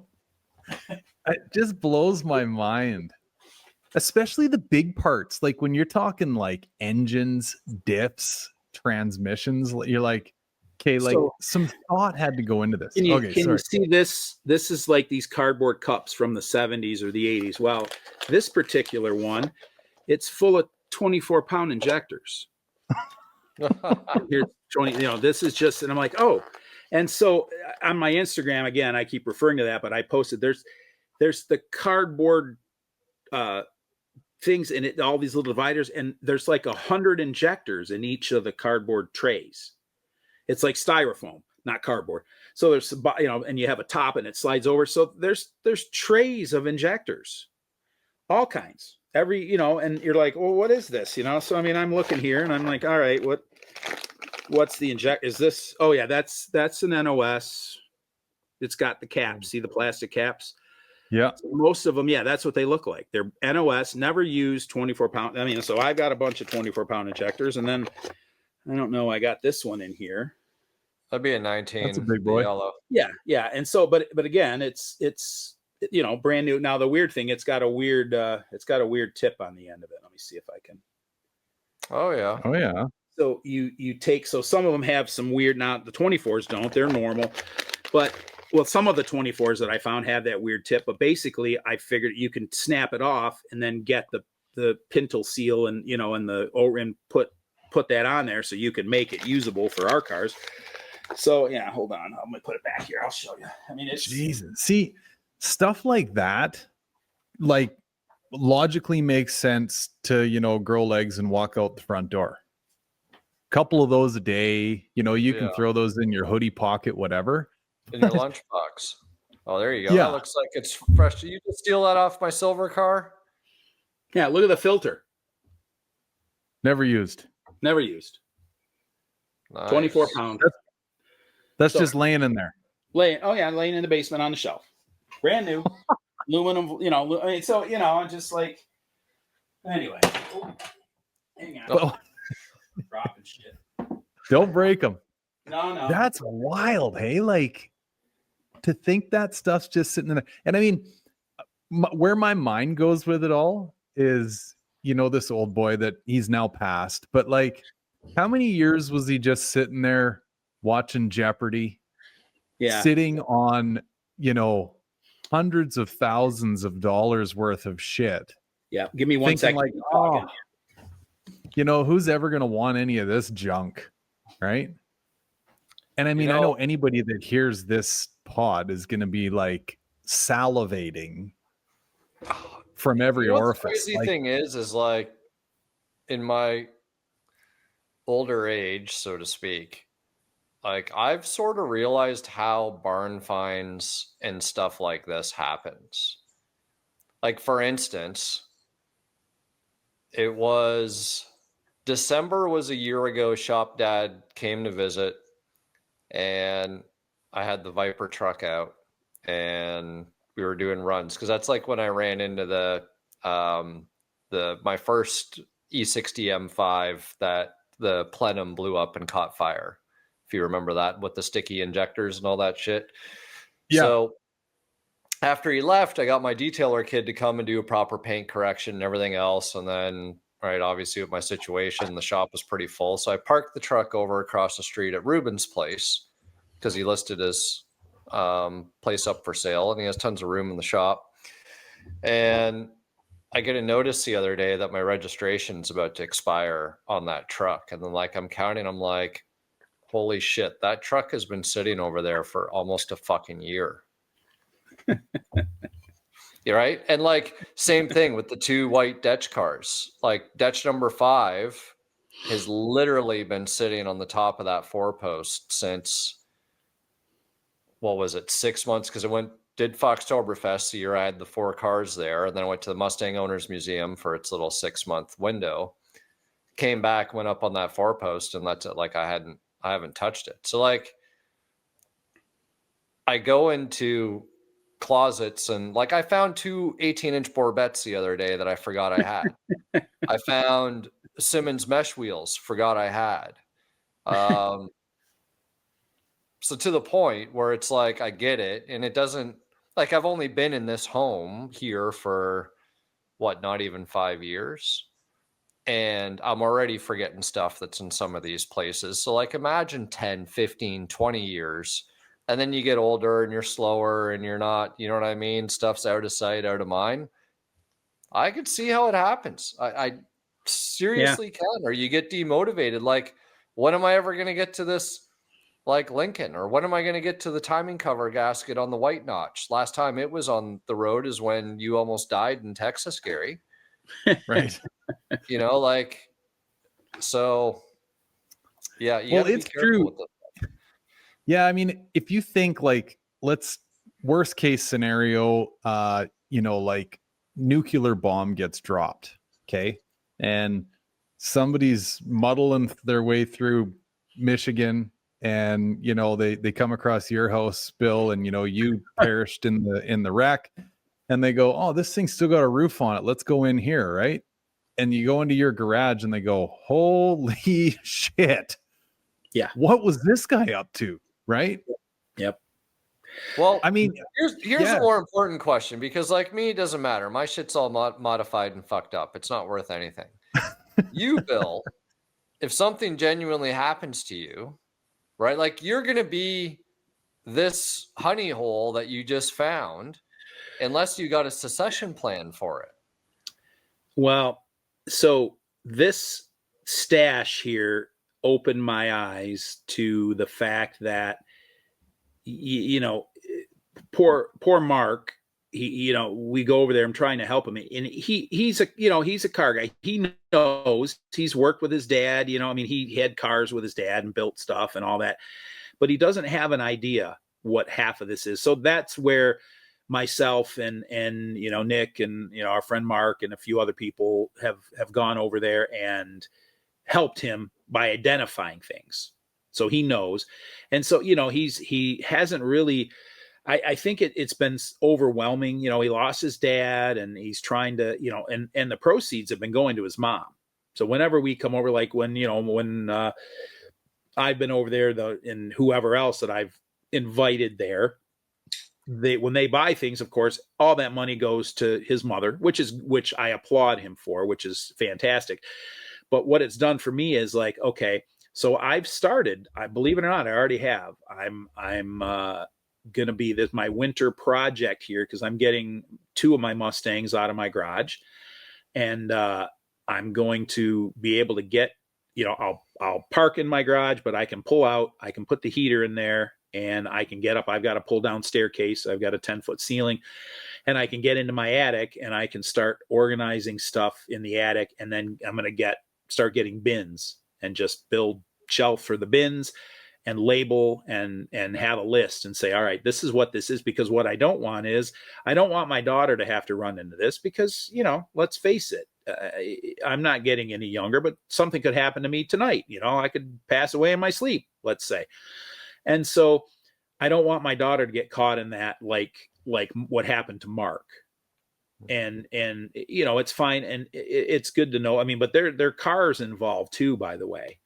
So Mark, his dad, they built it's a really cool, it's a 80 or 81. I think it's an 80 Cobra, but it's been, modified again. I don't have photos here. Next time, if I would have thought about this, I would have had something ready to pop them up there, but I know we're on a pod. So, but it's got an SVO biplane. It's got SVO sail panels. It's got a built, it's got a cage. It's got a built 302 and a lot of really cool parts in it, and, SVO seats and stuff like that his dad got.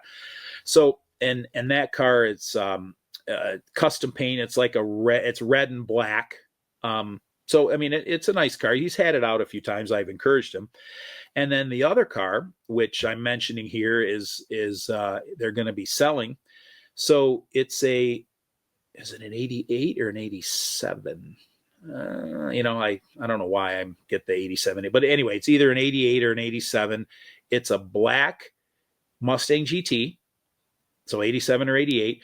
And it's low miles, never been molested, never touched, all original paint.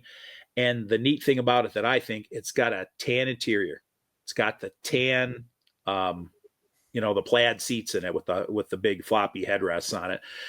And what his dad did with that car is he did the normal. So it's, he did a mass air conversion on it. It's got GT40 heads. It's got motorsport headers. It's got Explorer upper and lower intake, GT40 style, 65 millimeter throttle body. I think I didn't like go over the car with a fine tooth comb, but I saw it, and it's got some crazy 80s wheels, and I don't recall the brand of them. But they're from the 80s. So he's got, it's got those. He has the turbines for it also. He kept a set of turbines when they're getting rid of the parts. And it's got these other wheels. He's got 5 of those wheels, 4 on the car and 1 extra one, but he's going to be selling that car. And so super clean 87 or 88 black GT, sinister. I mean, really nice, but all original. And again, his dad did all, he's an advanced engine development guy. So that's going to be for sale. So if anybody, reach out to someone if you're interested. I don't know a price right now.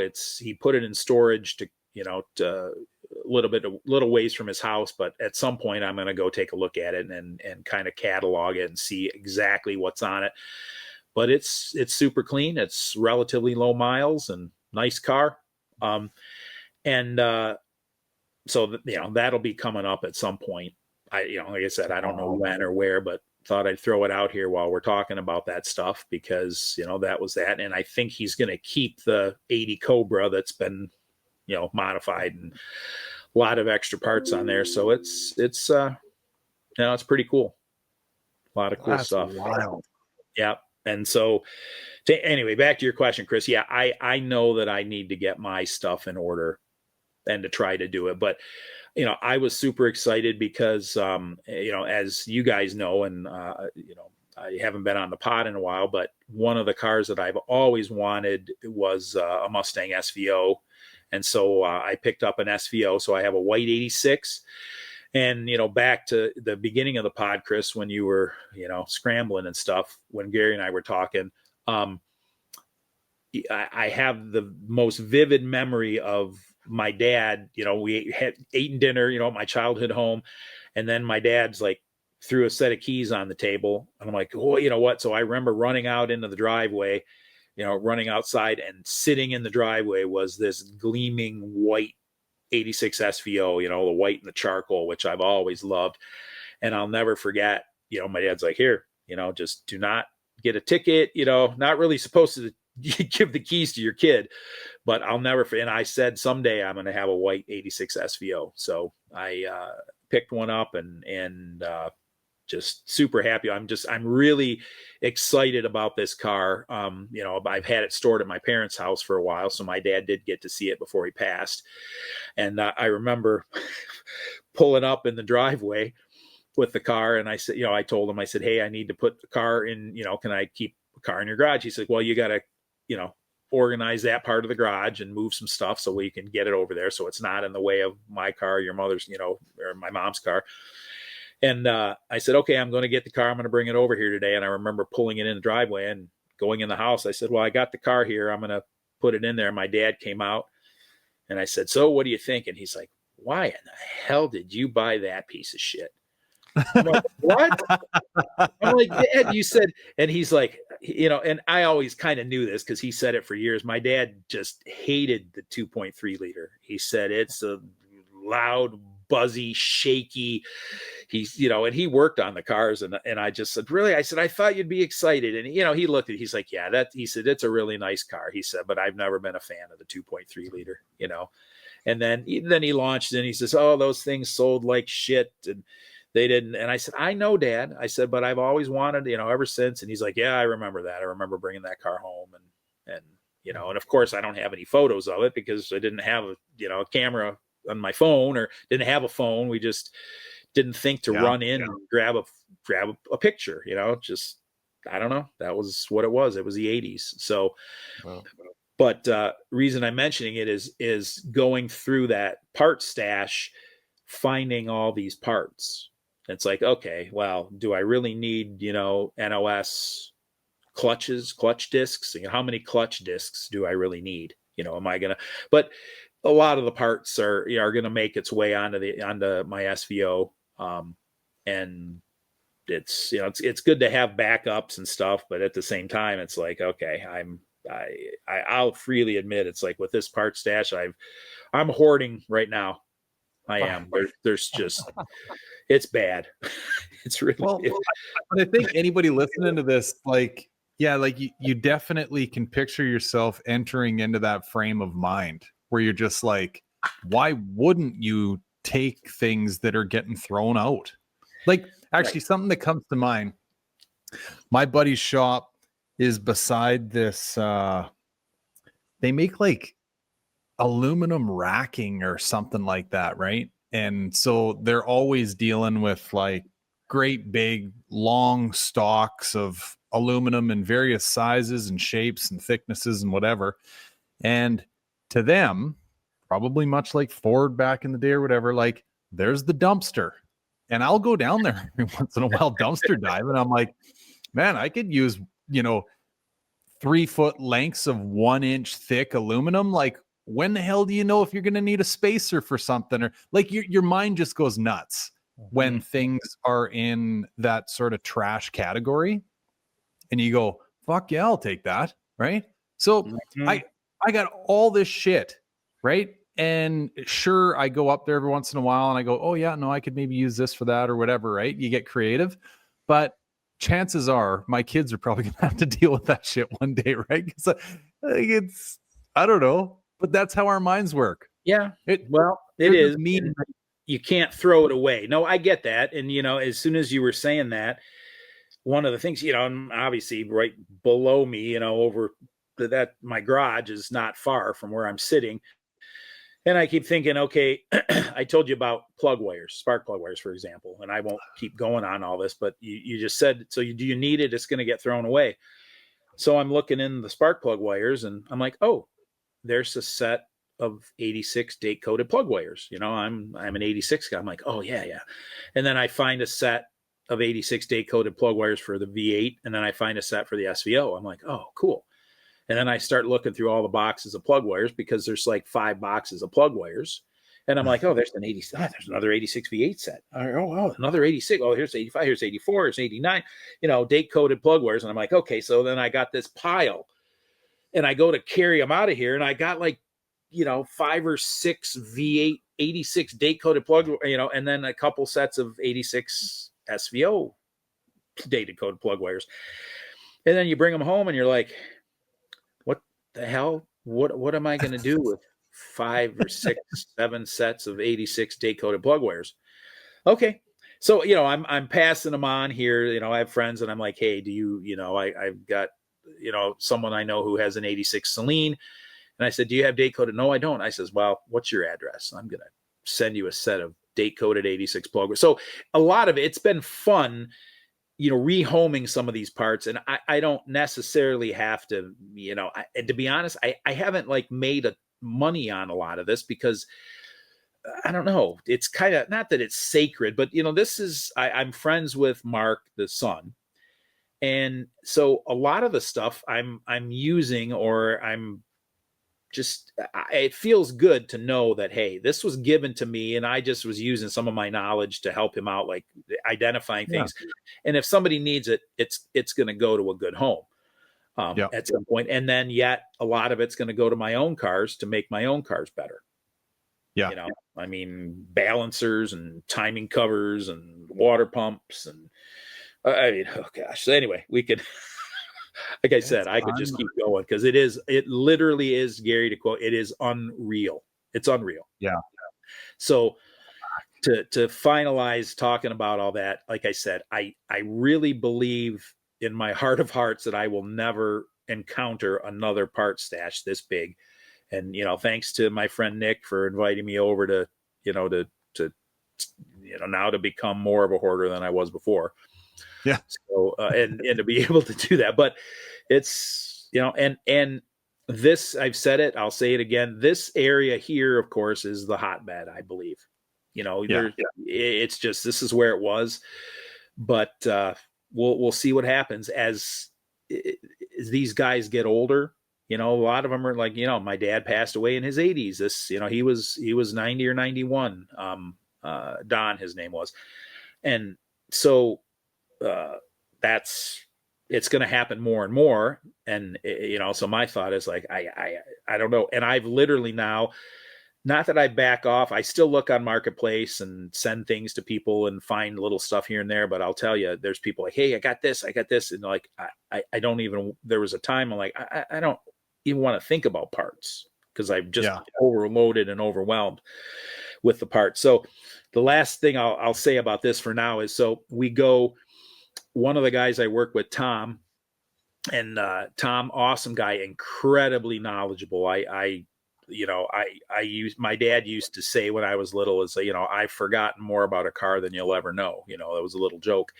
Well, Tom has probably forgotten more about cars and parts and all this stuff than the three of us together will ever know, because he is just a fountain of knowledge. And he went over there, invited him over, and he's talking to Mark, the son, and he's like, oh yeah, my dad worked at Ford and my dad is, well, it turns out that Tom's dad was very close friends with Don, the guy who got all the parts. And he was telling stories that Don, the guy with the part stash who passed away, Mark's dad, used to campaign. He raced a Boss 429 back in the day, and he used to, he raced it. And so they were friends. They knew each other, Small world to know that, Tom got, and so, just funny how that works. A lot of the guys that, that I've talked to, even some friends of my dad's that knew this Don, and said, oh yeah, I know the name.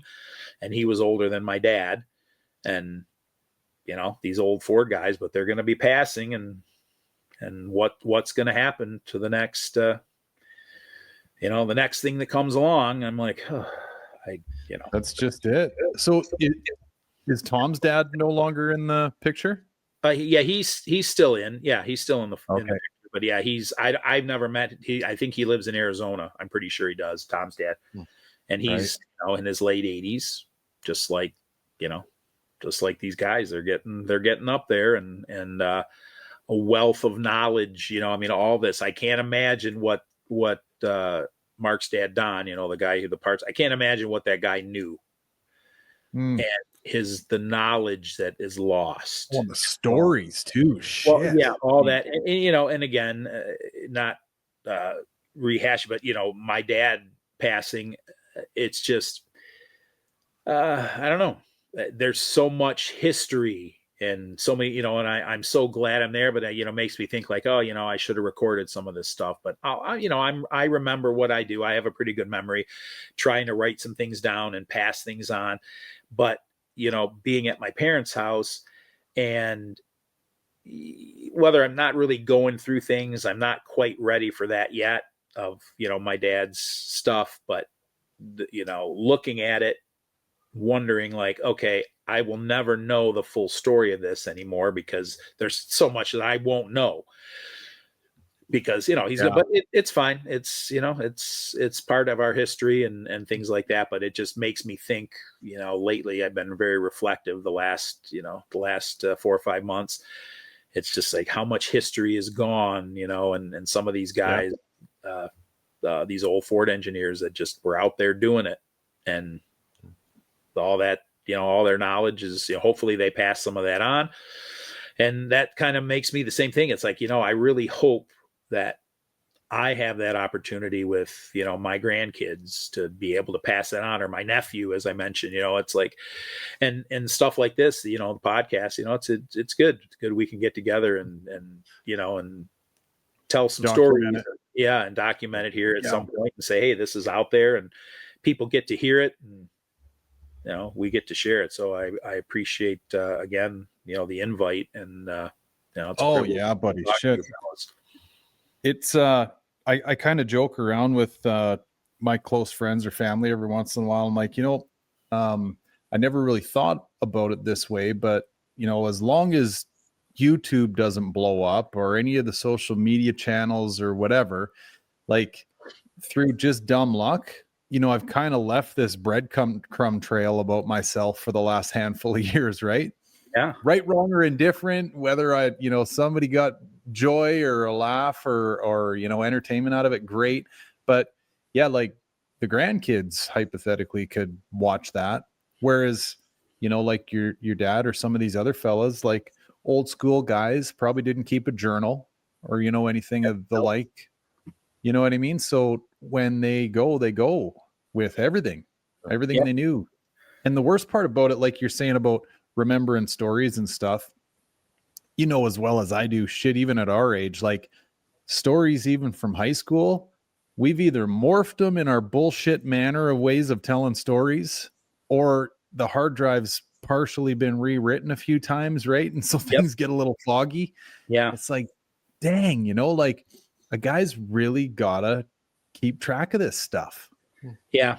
And just like you said, you're getting older. I'm like, okay, I'm in my 50s now. So there's some things it's like, oh yeah, and I'm thankful that I have the memory that I do, that I remember what I remember and know. But there's times where I'm like, okay, I gotta access the Wayback Machine and try to think. And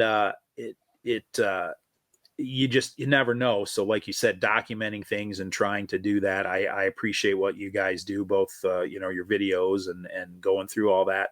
But one of my best friends, his name's Jeff, and we've been friends since junior high. Well, Jeff, we used to reminisce and laugh and talk about all the stories. Well, Jeff had the, this is probably like 10 years ago now. He had the Widowmaker, and he actually had the heart attack in the hospital. So he was in bed and he woke up and he said it felt like the elephant was on his chest. He couldn't breathe. So he got out of bed. His wife, didn't wake his wife up at that time. And he thought, I can't breathe. And so he was going to go downstairs in the garage because it was in February. And he's like, I just need some cool air. But if he would have done that, he would have been gone. So he stayed there. He woke his wife up and said, hey, this is going on. And so she immediately made him take a couple aspirin and said, we're going to the hospital. So took him to the hospital. As soon as he was wheeling in the door, he had the Widowmaker. He had the 100% blockage in one part and then 90 something in another. So they saved his life. But after that, he doesn't remember shit. So really? I'm laughing. I'm glad, so thankful he's alive, but we tease about it. And I said, hey man, you remember this? You remember doing this? And he's like, I have no memory of that. I'm like, who are you? You could really fuck with him, hey? Yeah. Remember that time you took your pants off downtown? Yeah. I bust his balls all the time. I'm like, yeah, you remember that? You remember that hooker? No, I'm kidding. But, but anyway, it's weird because, in our little circle of friends, of course they've moved away and things, but I'm the caretaker now. I'm the caretaker of the memories. I'm the caretaker of a lot of the, the photos, and he's got photos and things and he's just like, I don't remember that. I don't remember that spring break. I remember going, I've seen photos and I remember this, but I don't remember this. And so, you never know what's going to happen. And so it's good for everybody out there listening, I guess, try to document or tell your kids or, talk about it amongst your friends and try to keep those things alive. I mean, it's life. We do forget things, and there's some things you want to forget, but at the same time, I mean, it's awesome. So, yeah, it's true, man. It's a precious thing, this crazy deal we call life, and these meat suits that we treat like invincible pieces of machinery, like, well, Chris, you could talk about it, buddy, like you never know, right? Yeah. One day you're skipping through life and the next day you're going in for your just quick little in and out checkup, dear. Oh shit. Yeah. Right. Yeah. No, it's true. Exactly. But anyway, well, let's end her on a high note, boys, right? Everybody go tell your family you love them. Write down all that crazy knowledge you got. Pass it on. Or do a podcast or something if you don't want to write it. Yeah, it's true. Yeah. Put out 888 episodes of pure nonsense and document it that way. Yeah. Exactly. No, thanks for doing this, Bill. I appreciate it, buddy. It was good to do this. We haven't done one in a while.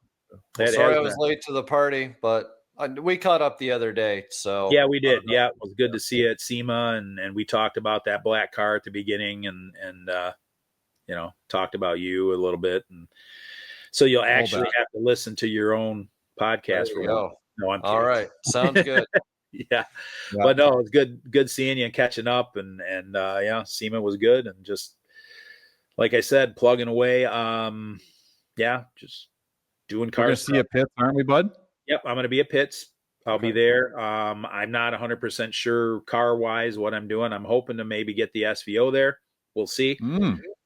I don't know if I seen one there last year. Yeah, I don't. So I didn't. Maybe you'd be the only one this year too. Yeah, my dad was, in the hospital, so I didn't. Like I said, I didn't get to go, but who knows? And then I think actually this weekend, believe it or not, in mid-April. Jeez, I don't know. I'm getting tired. Sorry. It's been a long week, guys. So mid-November, but there's actually a Ford employee car show at the new world headquarters. You had to sign up. You had to have a Ford email. So I got accepted. So I'll probably be taking the notch back there this weekend. The weather is supposed to be decent. We're not going to get snow like last weekend. It was ridiculous. Yeah. Did all that shit melt off? It did. Yeah. It's been in the 50s the last couple of days. So they didn't salt out here or in the immediate area, but I talked to Mike Johnson and he's like, oh, he said, they salted by me. I'm like, kid. He's like, no. I'm like, stupid. I hate salt, you know. Not even December, and you got salt on the ground. Well, there was one little bit of snow, and they're out there salting. So I think it'll be fine. I'm going to ask. I didn't get into. I didn't get into the office, so I don't know what Dearborn's looking like. But so that's this coming Sunday, actually, believe it or not. And I don't think I've never done any kind of car thing in November, so I'm like, why not? Got selected, so there's that. And then after on the way home from that, it's getting, the notch is getting put away for the winter. And then I'm taking the SVO to Hunt's Body Shop for a little work. If you guys know the little spats in front of the rear wheels on an SVO, they're urethane, and so in '86 the formulation was weird or wonky, and so they crumble. And so the driver's side one is bad. And so I picked up an earlier set. So Adam at Hunt's is going to do that and touch up a couple little things. I mean, the car's really clean. And like I said, it's going to get paint corrected and ceramic coated and just going to be driven. That's what I want to do with it. And, Heck yeah. And then first show of the year, again, pits. Again, if I can get the car done, I've got to do regular maintenance, just like, the car's been sitting for a lot of years, the SVO. So it needs, it needs a timing belt. I'm going to do, the brakes and tune up and a lot of, some cosmetic stuff I want to update. And then, so it's pits. Put those 40-year-old brand new plug wires on it. Yeah. Well, it has the date coded plug wires on it. So yeah, again, lastly, so I went to look at it with my buddy Nick, and he, with the intent he was going to buy the car. And then when I saw it, I'm like, I want to buy it. So he ended up buying it. I bought it from Nick, and then had it stored at his house for a little while. He brought it to my house, trailered it in my driveway. And I had looked it over, of course, checked it out. And he had brought the battery when we went to look at the car, put the battery in. I mean, this thing, you didn't even turn the key. It barely got any tension on it, and the thing fired right up. And so, I had looked at it. Well, it's got gator backs on it. Okay. Because it's 16-inch. So it's 225, 50 16s. And so when I got it back, I knew when I looked at it at the house, the second owner, and he had passed away, and he had so much stuff, motorcycles and cars. Well, they had put it outside. They put a car cover on it. So it's not rusty, but, under the hood and some bare metal stuff has a little bit of corrosion on it. And it needs a little TLC, cleaning and stuff like that. It needs, probably going to do door seals and some run channel and the normal stuff that you put on them. But I looked underneath. I'm like, oh, it's got original mufflers on it. And, kind of looked at a couple of things. I'm like, this looks like a, nice original car. Needs some TLC, needs some cleaning. Got it home, and I was cleaning it up. It was in my driveway. I had a cover on it. I looked at the gator backs and got down and checked the date code. It's February of '86 on all four tires. I'm like, oh, okay. So then, the car starts. We got it on and off the trailer, so we got it off the trailer. So I had the hood open, and the sun, I'm looking, and I'm like, oh, both, because it's got, SVOs have dual V belts. They don't have a serpentine. And both of the belts, like they did from the factory original, the part numbers are lined up right on both belts. Well, they're E5 on the belts. I'm like, well, that's weird. Both, I said, these are the original belts from, and opened up the air cleaner. It's got the original air filter in there. It's got date plug wires on it. It has original mufflers, and everything's there. The only thing that was changed was, I believe, was the headliner. They changed the headliner. I know it probably sagged, and somebody put a headliner in it. And then somebody was wiping down the dash, and of course they poked their fingers through one of the speaker holes. So, I got another, that dash pad that I spoke of, Yeah. My investigation in the car, the spark plugs, everything else, I'm firmly convinced. Now, a couple of my friends are like, I don't know, but if with my investigation and my history with these cars and what I know, that SVO has just under 6,700 original miles. Good gracious. It doesn't quite look like that per se because of, it sat outside. I mean, it's not rusty, like I said, by any means, and so I thought, okay, whether or not that's what it has, I'm going to do the fluids and tune it up and put new belts and the timing belt and do the brake fluid and, go through the brake, do the whole thing just so I can drive it.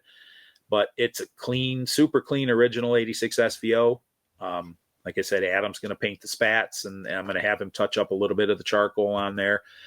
And then when at some point, I'm assuming when they pulled it up on a trailer, because it didn't have a battery, didn't run, the strap rubbed on the bottom of the bumper cover a little bit in the middle there. So it took a little bit of the paint. So he's doing white anyway with the spats. He's going to touch it up for me. Yep. And I'm just excited to own an 86 SVO. And, of course, like Glenn has been, riding me like a circus pony because it's a 4-cylinder. And, he'll always, he's just, and people do, they don't like them, and that's fine. I don't really care. It's something I enjoy, and I'm just going to drive it. And so now we got to find you an 86 vert. That's it. Yep. Yeah. I was looking before I got the SVO. That's what I wanted to have, my GT hatch, my notch, and then get a convertible. And I found one near Chicago and, ended up kind of getting screwed, had a deposit on it and the guy sold it for more money. I'm like, okay, so it happens, but maybe, I don't know if I need a 4th Mustang. I mean, I don't have a compound like Chris over there and like 12 lifts. I don't have the room, I got a little 2.5 car garage. And then I got it's over at my parents' house where it's like, all right, I got stuff stored there at the moment, but it's going to be fun. Next year is going to be a great year. I'm going to attend to everything I can attend, every Cars and Coffee, every event, and just enjoy the cars and just drive the crap out of them. And that's what I encourage people to do. It's like, listen, what are you saving it for? Just get out there, enjoy it, drive it, take it to shows. They're never going to be the fastest things out there anymore. If you want that, like we talked about earlier, Gary, buy a GT 500 or slap a supercharger on a Dark Horse or something like that. But go lease one. Drive your cars, guys. Chris, drive your cars, man. Ryan. That's number 5. Drive that goddamn thing. Yeah, exactly. So 2026. Yep. Yep. Oh, it's gonna be a great year. I'm looking forward, like I said, to Pitts and then Carlisle, all 4 nationals in Pennsylvania, and now that hoping to see you guys at some more shows, and like I said, we'll figure it out. It's gonna be a good year. Amen to that, brother. Exactly. So okay. Well, thanks for doing this, buddy. Appreciate it. Thanks again, guys. Thanks for letting me ramble and, just talk incessantly, but it's appreciated. It's good catching up, and hopefully someone will enjoy it. So, it's always a pleasure, buddy. Yeah, likewise. Thanks, Bill. Okay, thanks for listening, everybody. Take care. You too. See you, buddy. See ya. Bye.